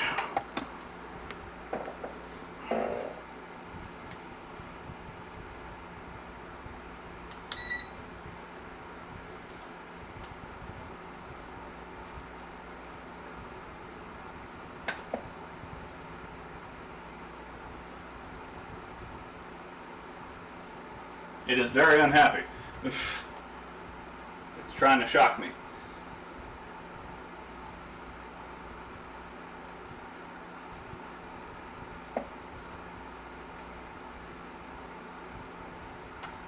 Okay, so there's 5 volts going to it. But it is angry. When I tried to get readings directly from the wire, it was not happy about it. So there is voltage going to it.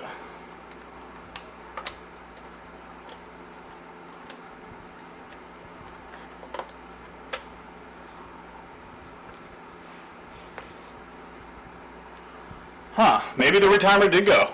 Maybe it is just a retimer.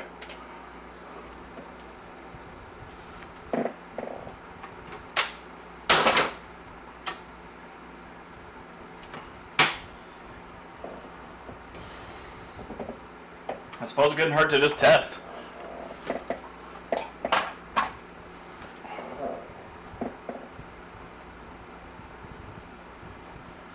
But, I mean, it does have the correct voltage. I am going to put a little more solder on there just to make sure it's making a full connection.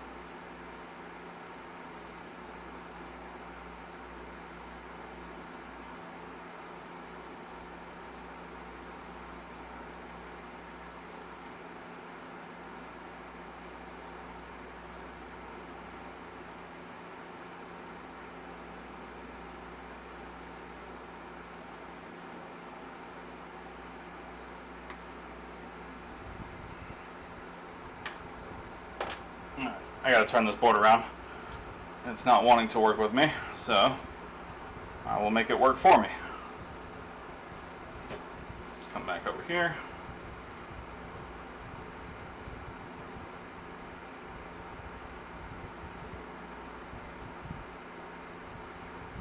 So I'm gonna make sure it's connected better, obviously, but it does indeed get 5 volts on this PCB.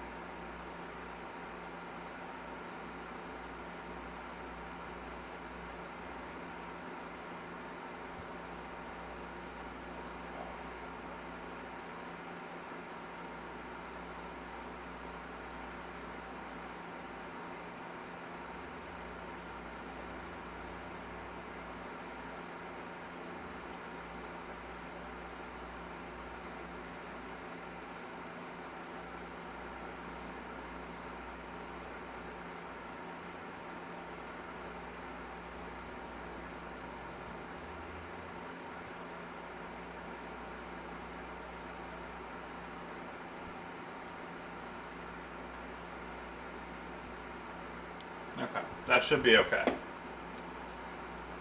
Definitely was trying to be a pain in my tuchus, but here we are. Alright, are we good now? You don't want to move? No, it ain't going nowhere. Okay, good. Okay.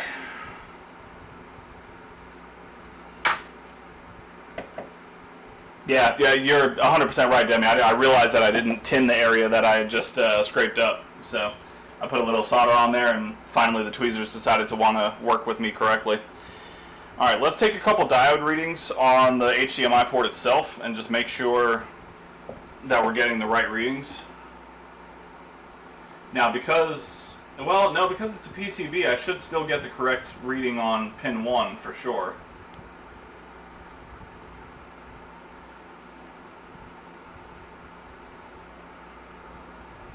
Alright, where are we?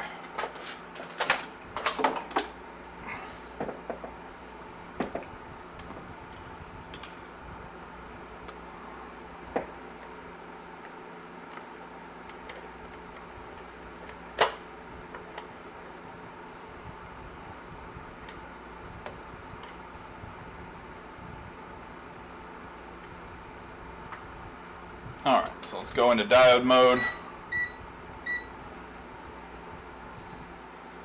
Red probe on ground. And let's see, pin 1.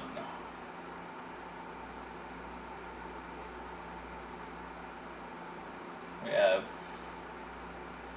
open line on pin 1. I am pretty sure it is not supposed to be. Okay, there we go. Now we got something.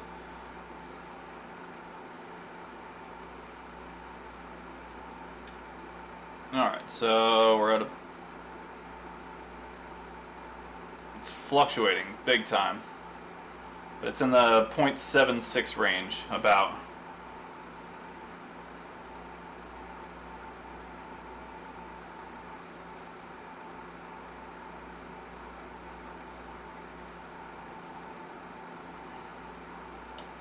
Okay, pin 2. 0.38. That's a no connect. Pin 4. 0.66. 0.66. 0.82. 0.64. 0.74. That's a no connect. 0.73. 0.73. That's a no connect. 73. 73. 73. 74. And 74. Okay. So that all actually looks correct outside of pin 1. Let's go to continuity mode and just make sure we're having full contact between the connection on the PCB and the HDMI port itself.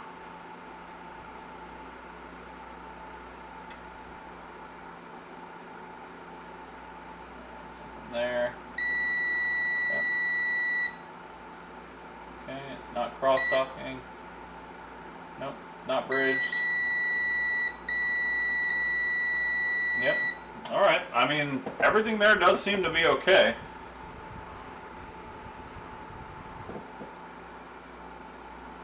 Just make sure this is still...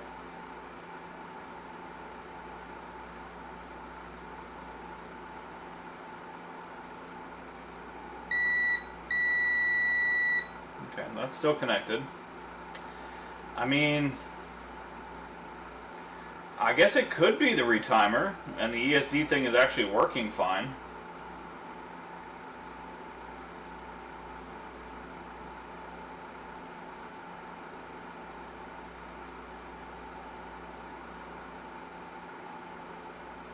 But I still feel like this blue wire should be connected to ground if the other one is power.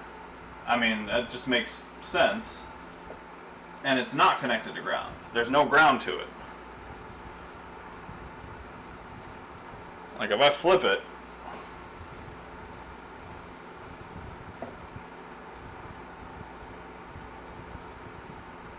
like that's just grounded, right? Obviously the red wire is connected for the 5-volt power line.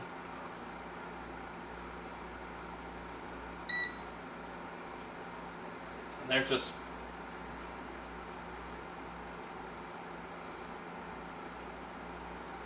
I mean, is this a data line?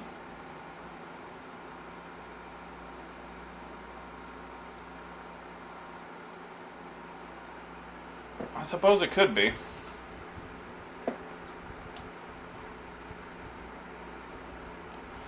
Hum. Let's check diode mode and see if there's any voltage drop. Oh, there is. Oh, so it's not ground. Interesting. Okay, so that's actually communication then. No, I wasn't going to ground it. It just made sense that there should be a ground to it. Okay, that's communication. Interesting. Alright. Well then, I mean, everything on that PCB does seem like it should be working okay. I suppose we can check for some shorts on the PCB itself before I go changing the retimer.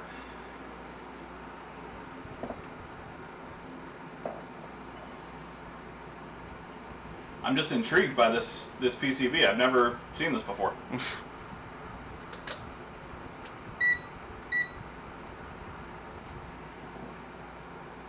Alright, so let's go to ground.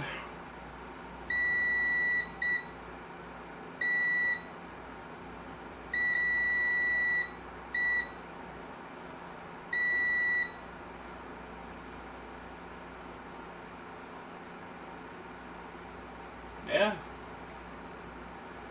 I mean, everything seems to be functional. None of the caps are shorted.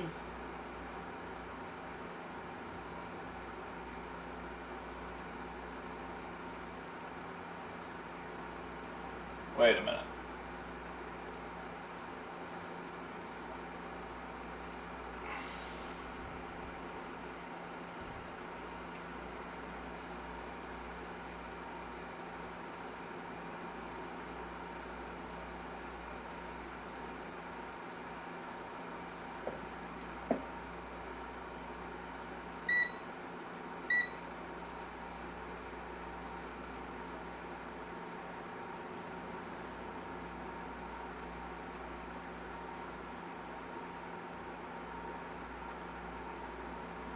Okay, those are the caps that are on the board, right? I don't think that's part of the PCB. I think this is missing to account for those two caps to wire in, because that's part of the bypass usually. But these caps have no ground.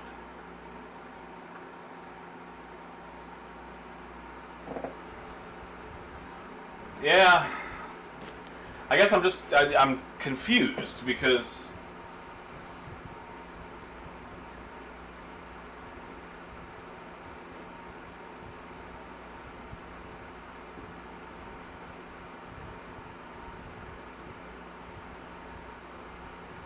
Alright. Well, then let's go to the most likely suspect, which is going to be the retimer.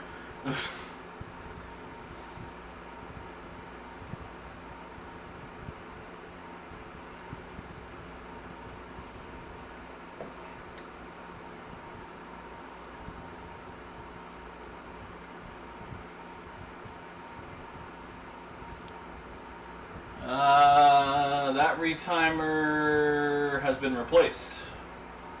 Let's check the install on that. That is not the original retimer, and that is not the original solder.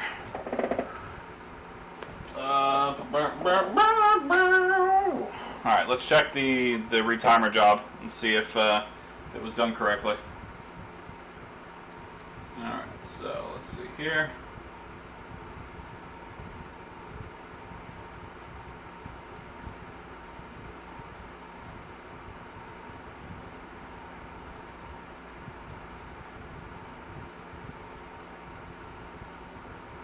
Okay, it appears to be okay.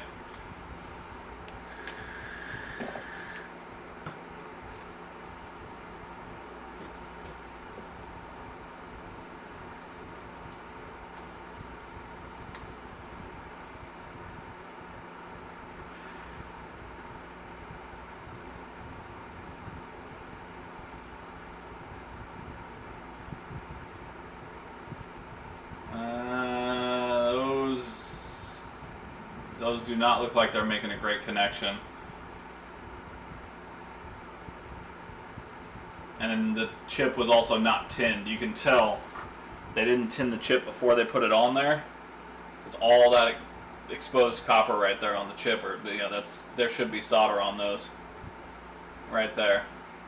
So those are not making the greatest of connections. It could still be fine, but we'll go in and touch them up anyway. That could very well be it. Somebody just replaced the retimer after they did the PCB replacement and didn't do the job properly.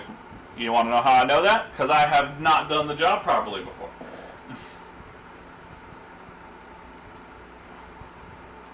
Alright, where are we?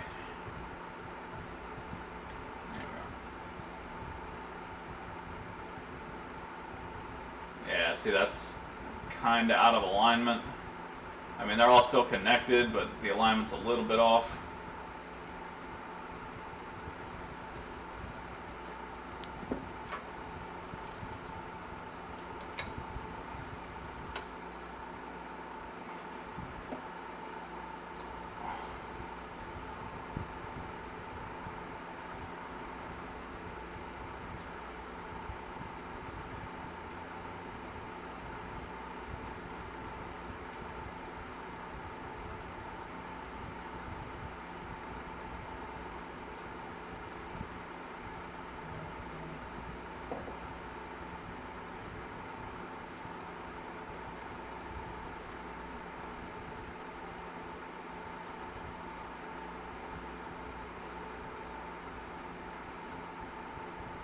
Okay. That side appears to be okay. Yeah, I mean, it's not a terrible job. Whoever did it is obviously at least moderately skilled. But that one side, there's a lot of lack of solder on there.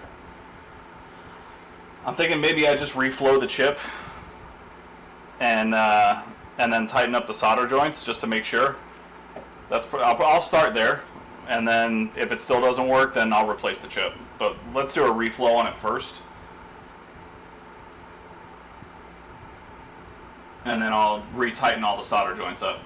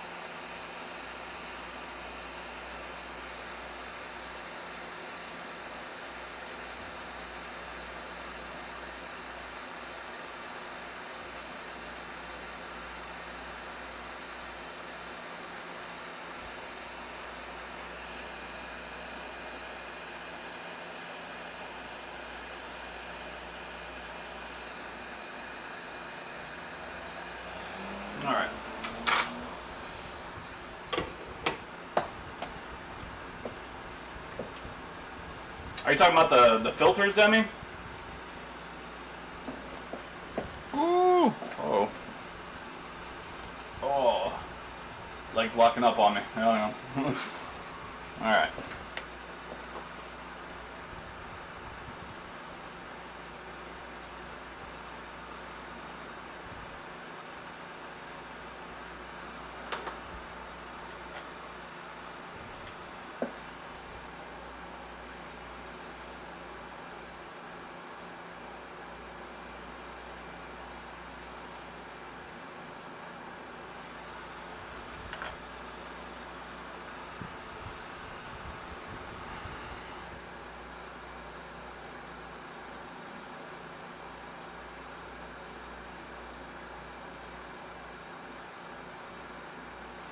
Okay. Well, I appreciate you hanging out, even though you're taking some time to cook, my friend.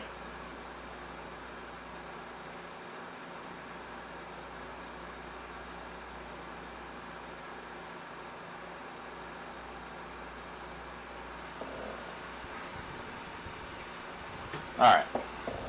So now that it's reflowed, let's see if we can...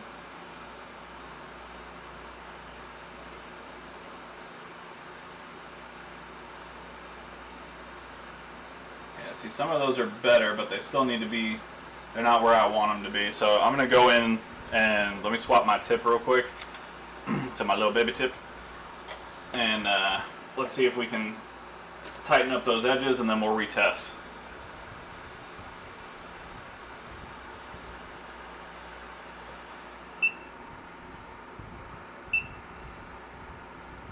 Alright, so first things first, since this side is already facing me. Okay,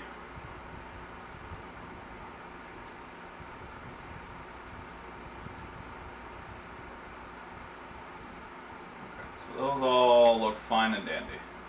Those look great.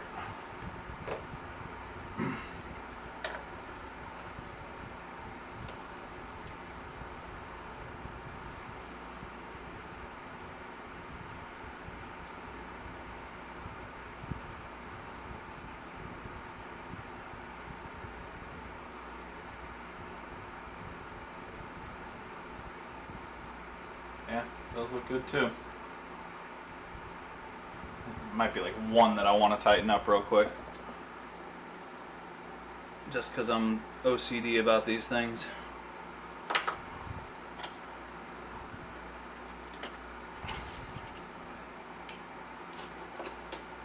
Okay, let's try this again.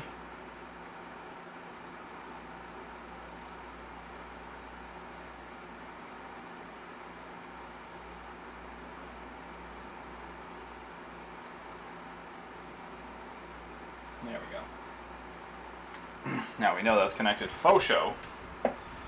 Alright. Now this next side is the side that I'm pretty sure needs a touch-up.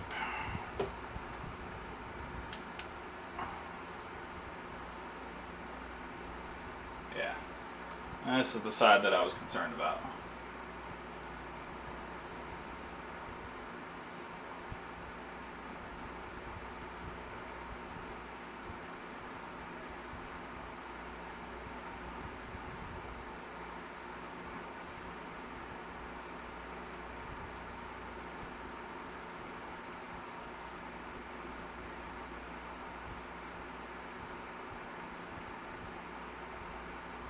That actually looks 10 times better than it did previously. I'm still going to go in and touch them up.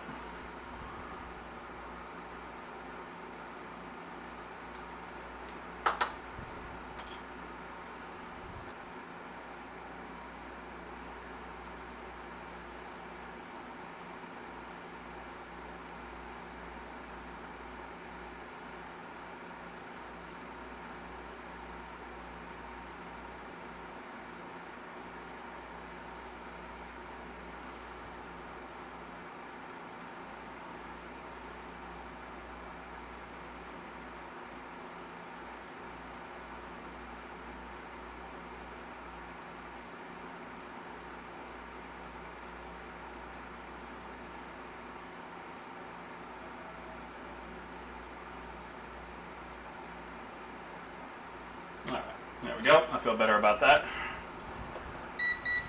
Shut up, multimeter. Nobody's trying to hear your shit today. Alright. So...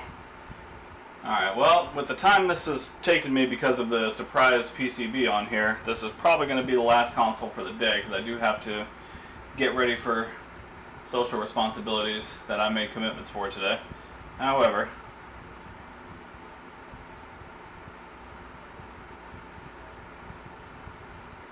if this doesn't work, I will replace the retimer.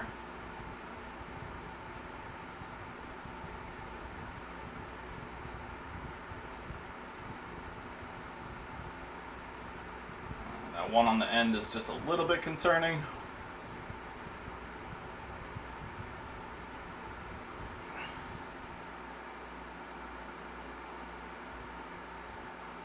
Oh no, it's good. Never mind. It's fine. Okay, yeah, those all look fine. All right, let's throw it back in the chassis real quick, and let's just see if we can get it to turn on, or at least display. I mean.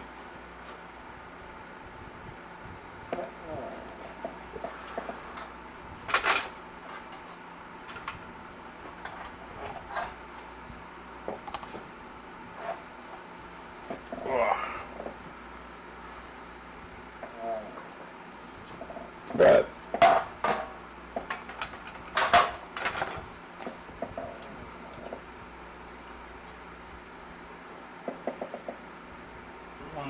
we go.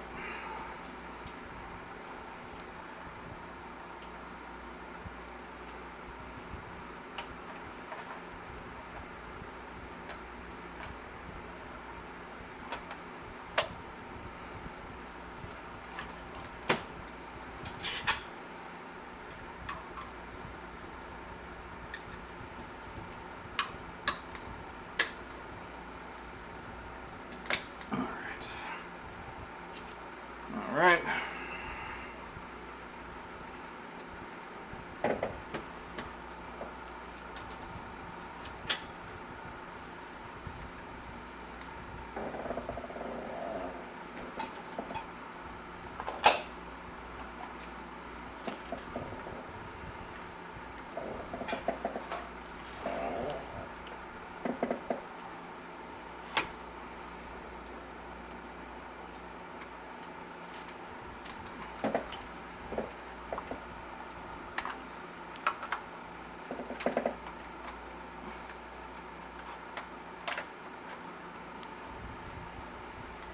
Okay.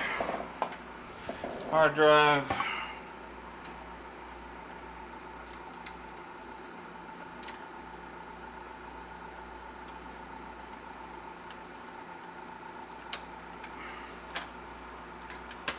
Okay, so with that all back together, let's take a look.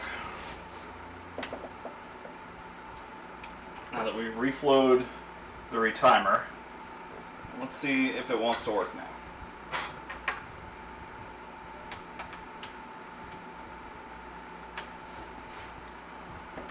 Let's grab the power board, since that is absolutely required.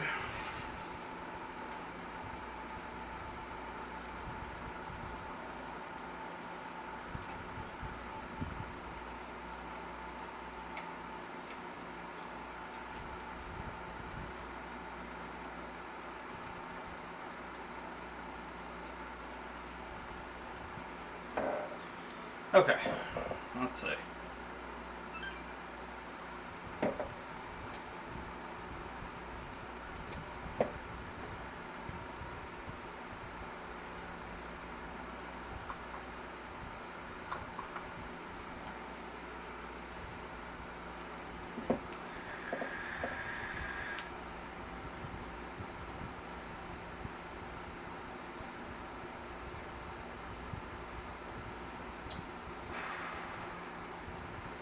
Still nothing.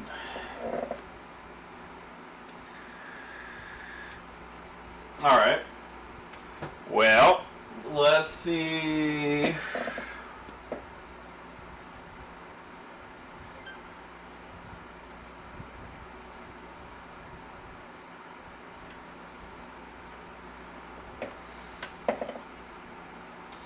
I'm getting a little bit of a clicky sound out of the hard drive. I suppose it could be the hard drive.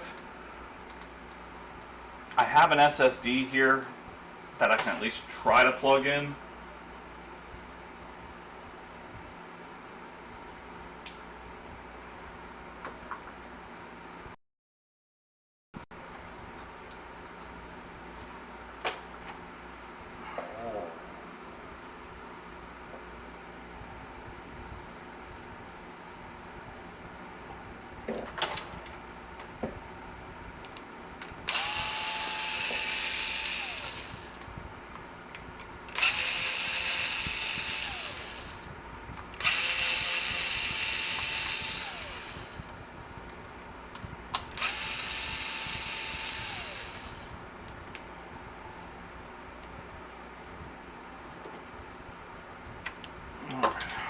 Where did I put that SSD?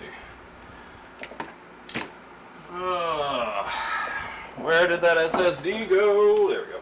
Oh, stretch out the leg real quick.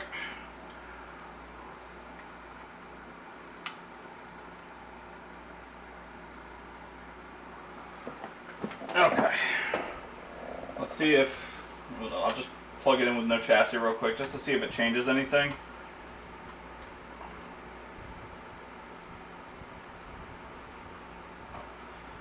Plug it in order for it to work. Okay. Alright, so I've got an SSD on there. It does not have any of the Xbox hardware. So, if it is the hard drive issue, it should react differently at least.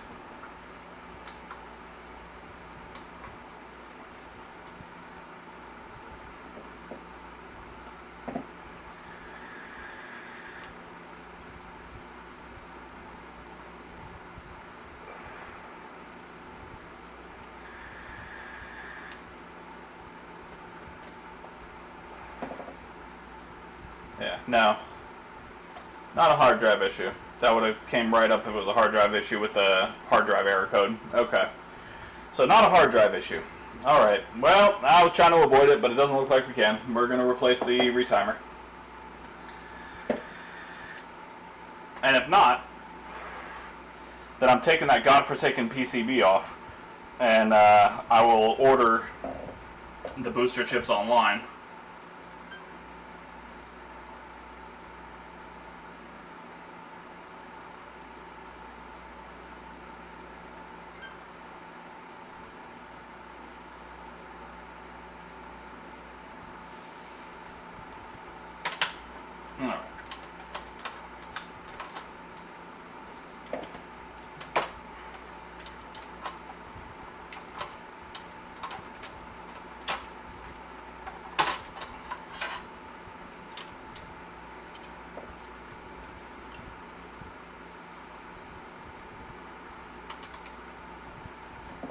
Okay, so not a hard drive fault.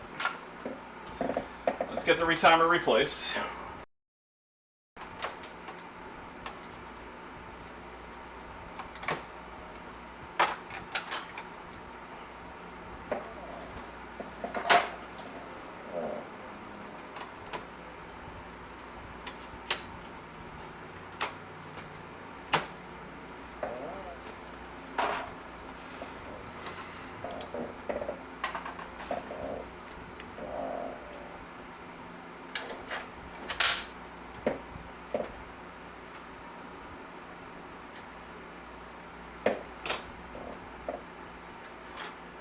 Ooh, hot. Oh, very hot. Okay, there we go.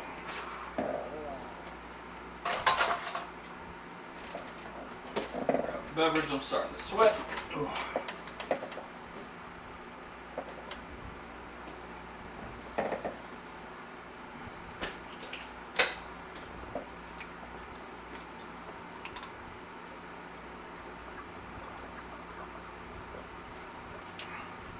Woo! Yeah, it's hot. Alright, I'm gonna hold my screwdriver. There we go.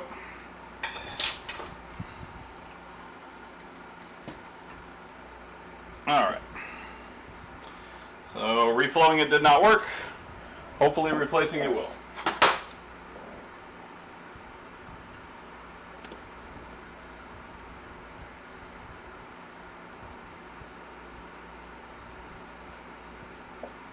Okay.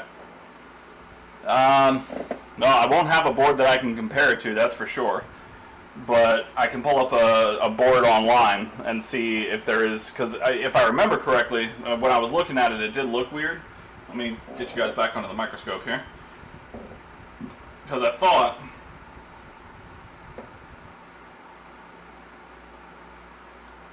although it's hard to tell now, but no, yeah, it's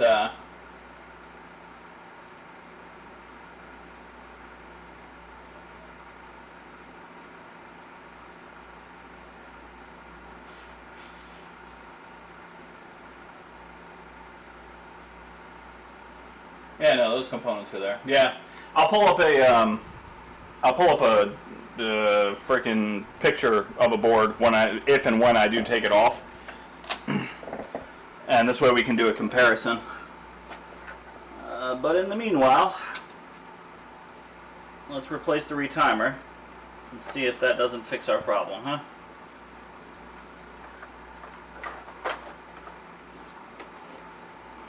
Gotta find my retimer chips. Hold a moment.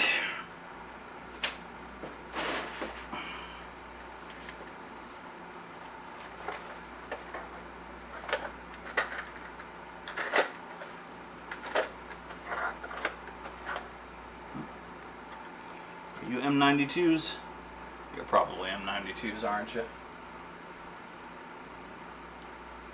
Yeah, you're M92s. Okay.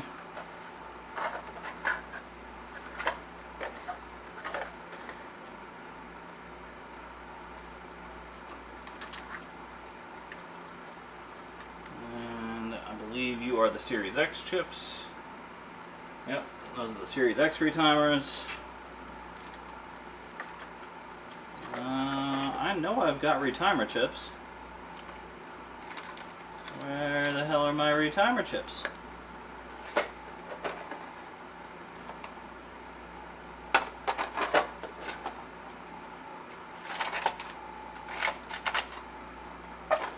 I know for a fact that I still have more of these retimers.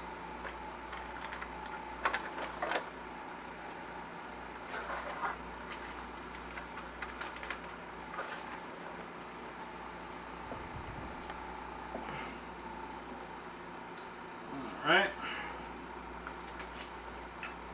Did I haphazardly put them somewhere? I know for a fact I still have more of those chips.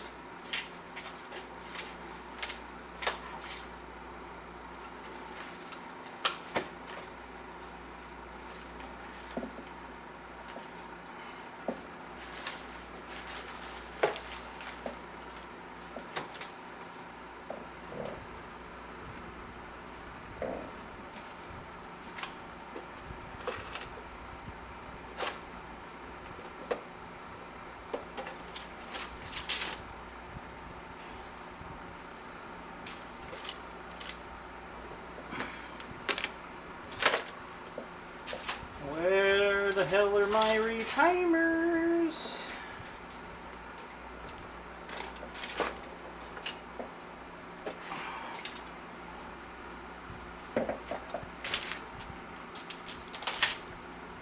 Hold up.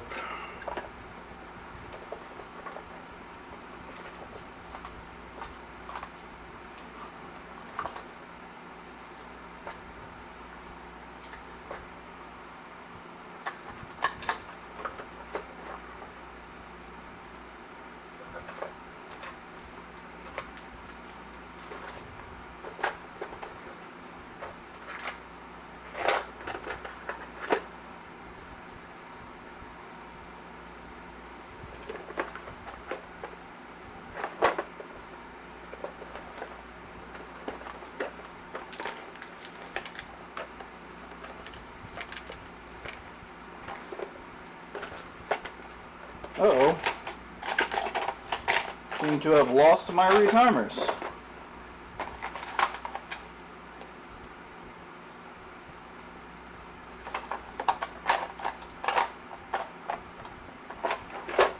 could have swore I had like 4 or 5 more of those things. I hadn't worked on them in a while. Where the hell did I put my chips? Oh.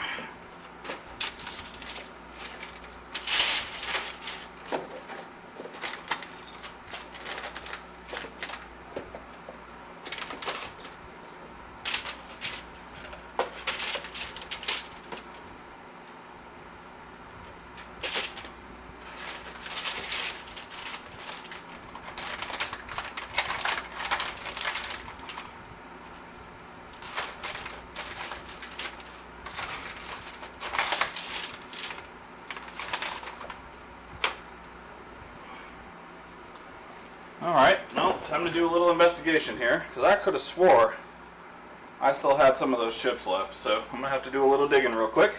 Bear with me.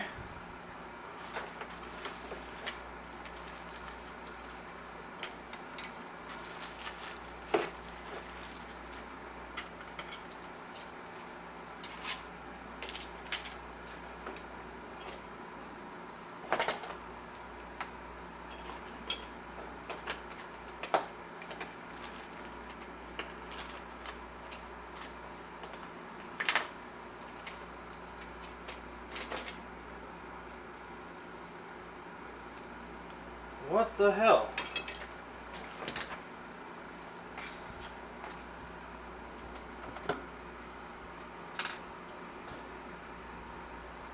I see something way down there.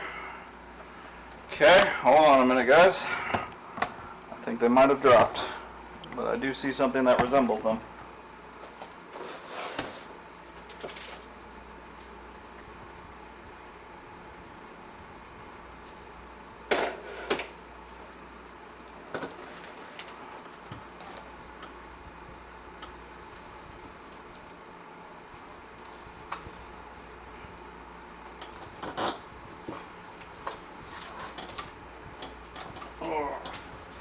So close.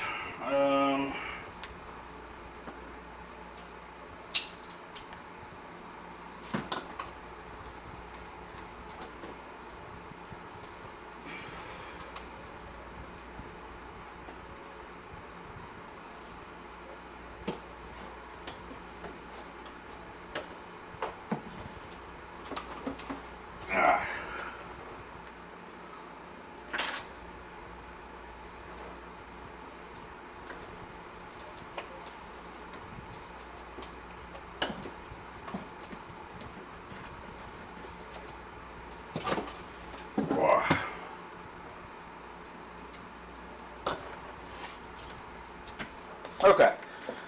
I do believe I have found them. Yes, we're still on the damn 1X. I just spent the last 5 minutes looking for my retimer chips that somehow ended up behind my deep freezer. So we attempted to reflow the retimer chip that was on there because someone had already replaced it. That did not fix the issue. I tried a different hard drive in it. That did not fix the issue. So now we are on to retimer replacement. If this does not fix the issue, then I have to order the boosters, and we will put this on hold until next week. Okay. Are these my retimers?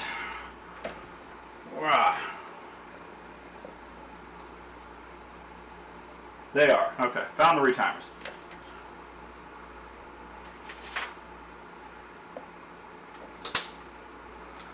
Alright, now that I'm sweating up a storm.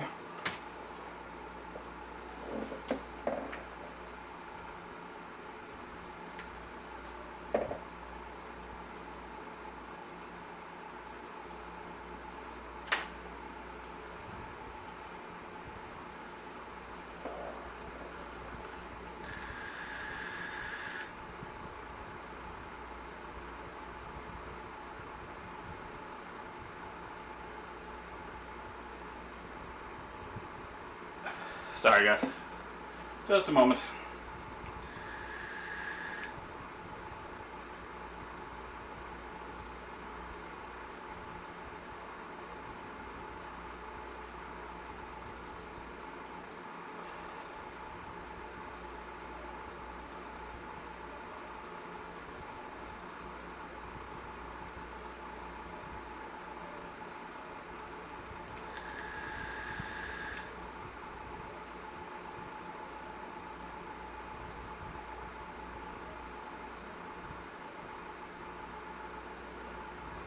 Okay.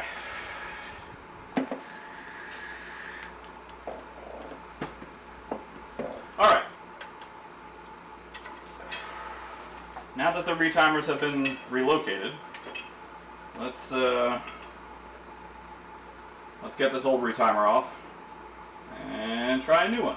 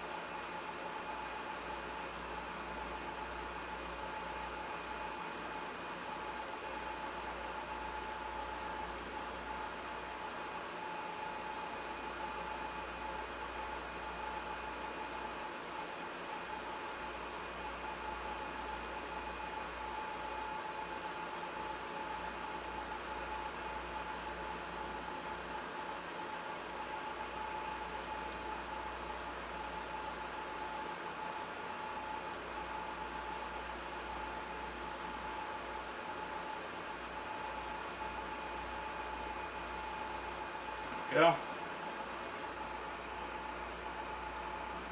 Okay.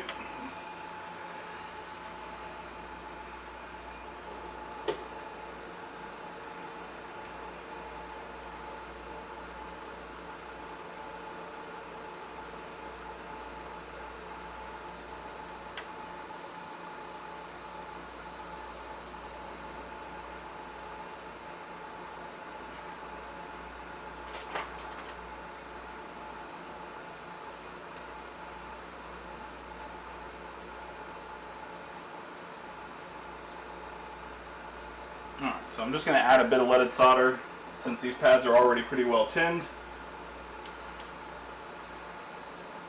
Ooh, that's hot.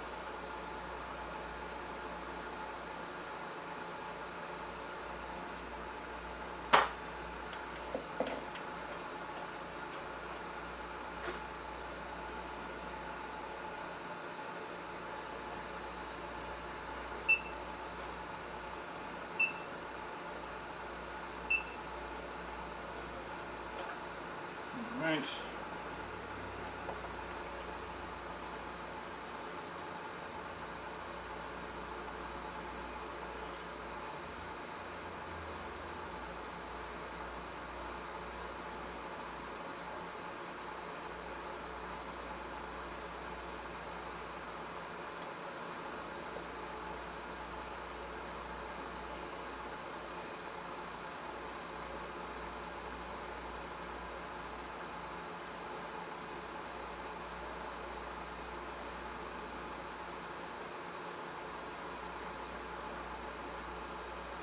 Well, that's going to be fun to push out, but here we are.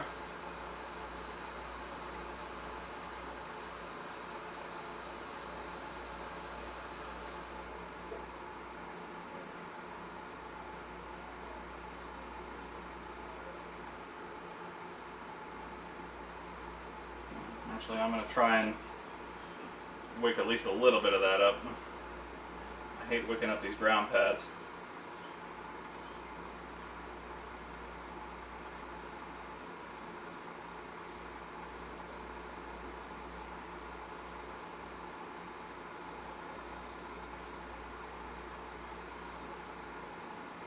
Alright, there we go. Okay, and we now have a new chip.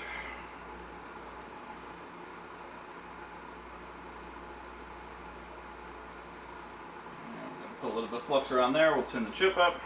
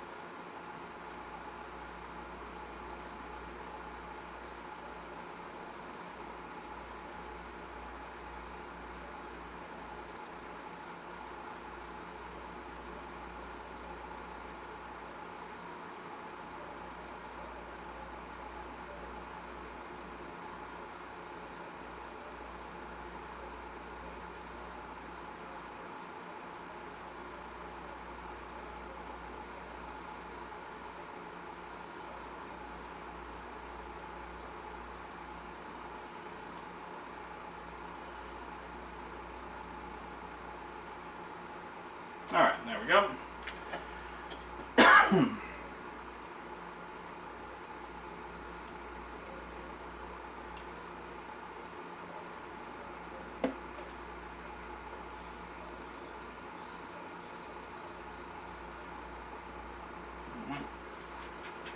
Clean up the chip.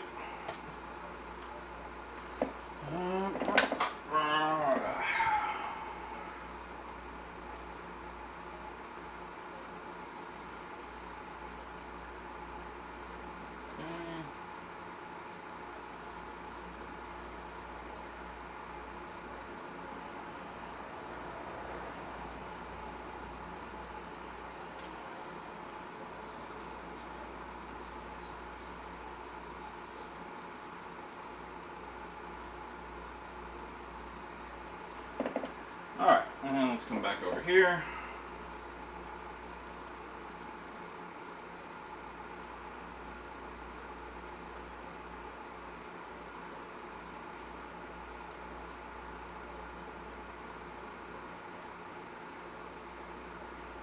Alright, and let's go ahead and start heating up that area. I've already got the chip in the correct orientation, so once it gets hot, then once the solder starts to melt, I'll just drop the chip on there and nudge it around a little bit and we should be good.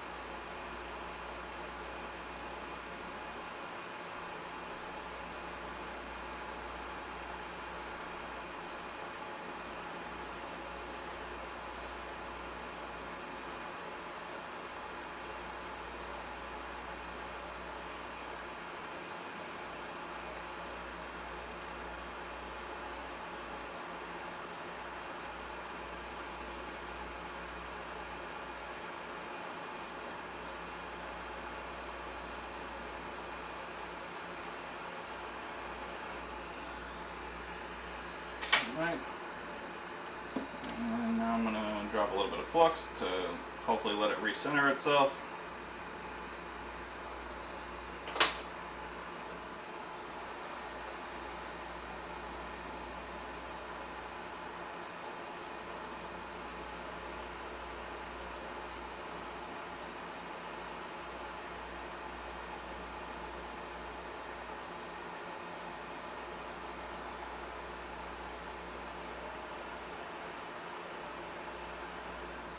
Okay.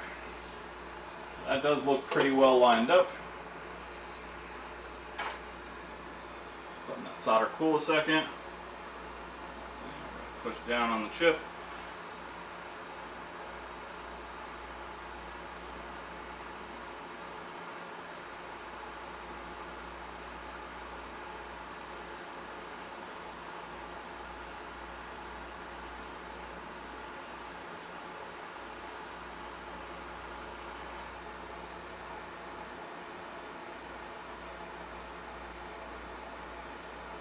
Alright. Now that chip is flat. Okay. So now that we have a flat chip,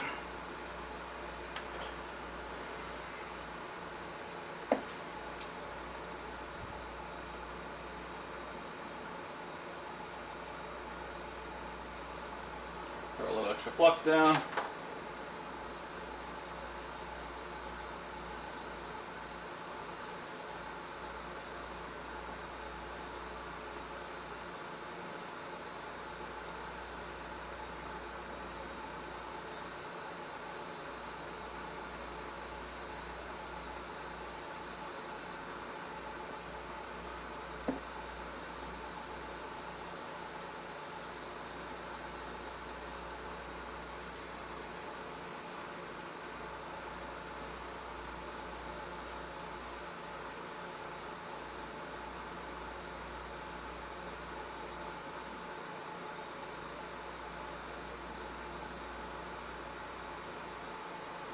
Okay. So that is a good retimer, or at least a retimer that I have tested from this batch and I know is good. Well, sorry. This is a retimer from a batch I know is good.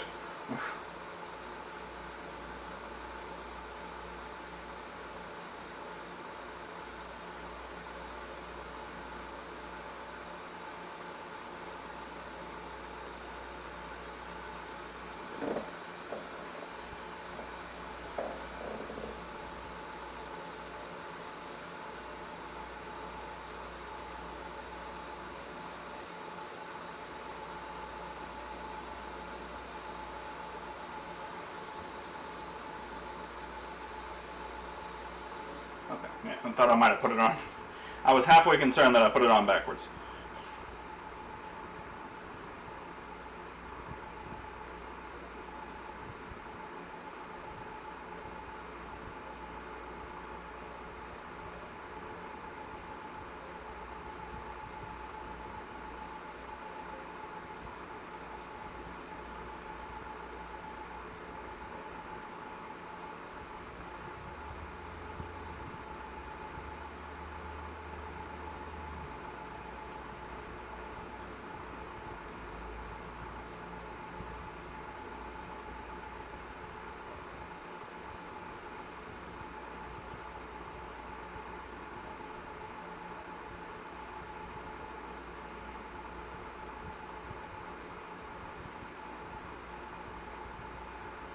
Okay.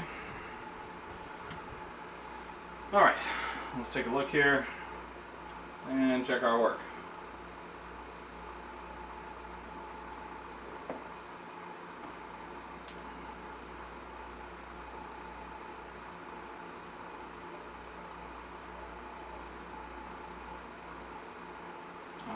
It's hard to tell upside down. Let's start with the right side up first and work our way from there, huh? Let's not be heroes here.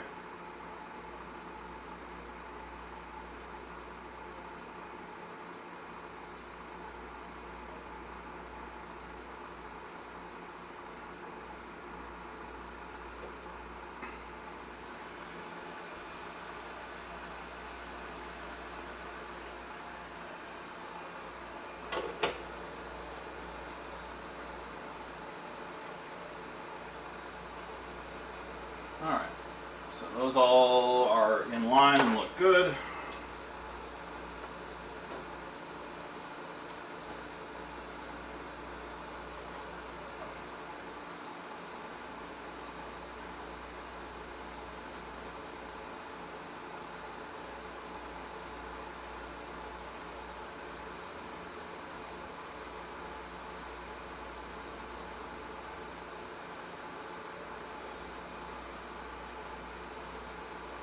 Those are all connected and look good, slightly offline, but not detrimentally so.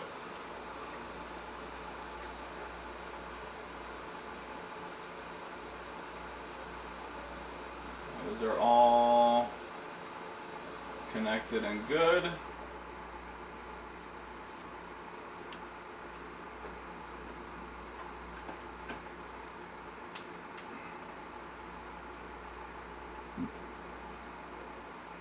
And then the final one.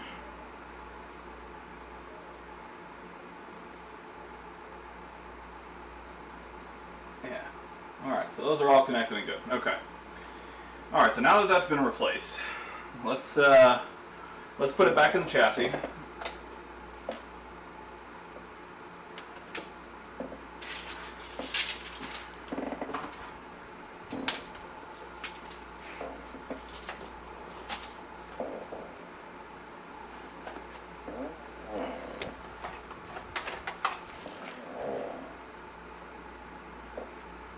And let's see if what I am almost positive to be good retimer changes where we are.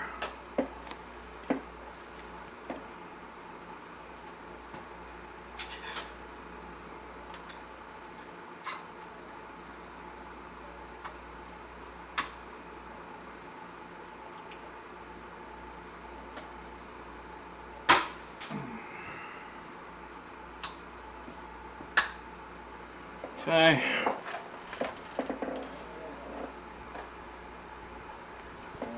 Alright.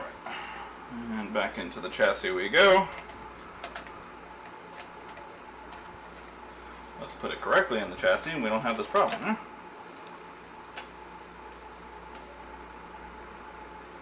Okay.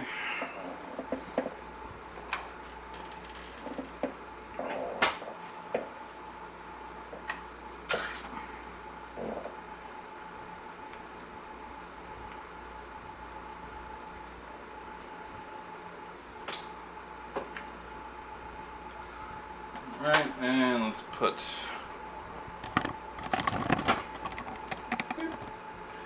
the fan back on. Power supply. Ugh.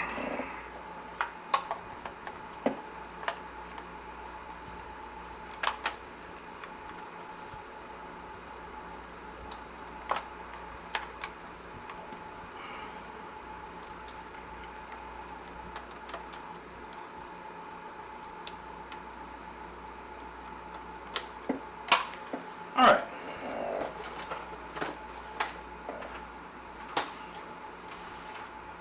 That should be enough to test. Let's bring you guys back up here.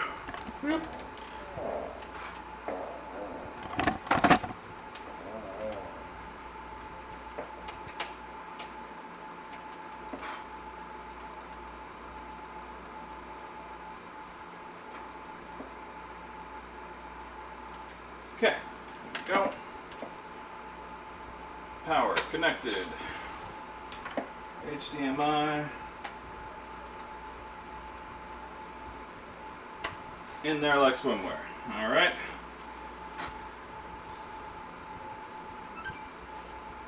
Okay. Gonna give it a second.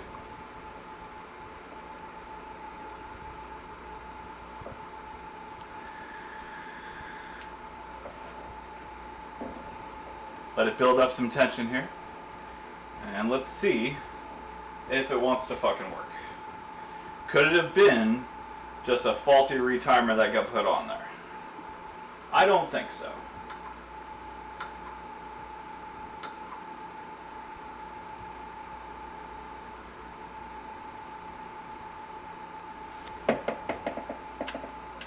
Yeah, I didn't think so.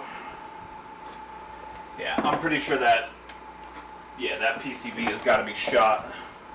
There's something wrong with that PCB. I'd be willing to bet it. Because every timer's on there perfectly. Alright, well, that's not ideal, but it is the situation.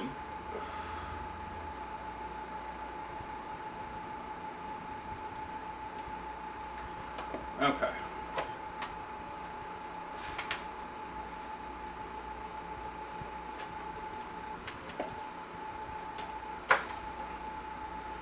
Alright, well, that's not the easiest repair I was hoping for, but I will eventually have to get a booster IC, so I'll put an order in for a few of those, and I'll get those in here, and once I have them, we'll take that PCB off, and we'll double check components, and make sure that we have everything that we need, and we will come back to it once I have the parts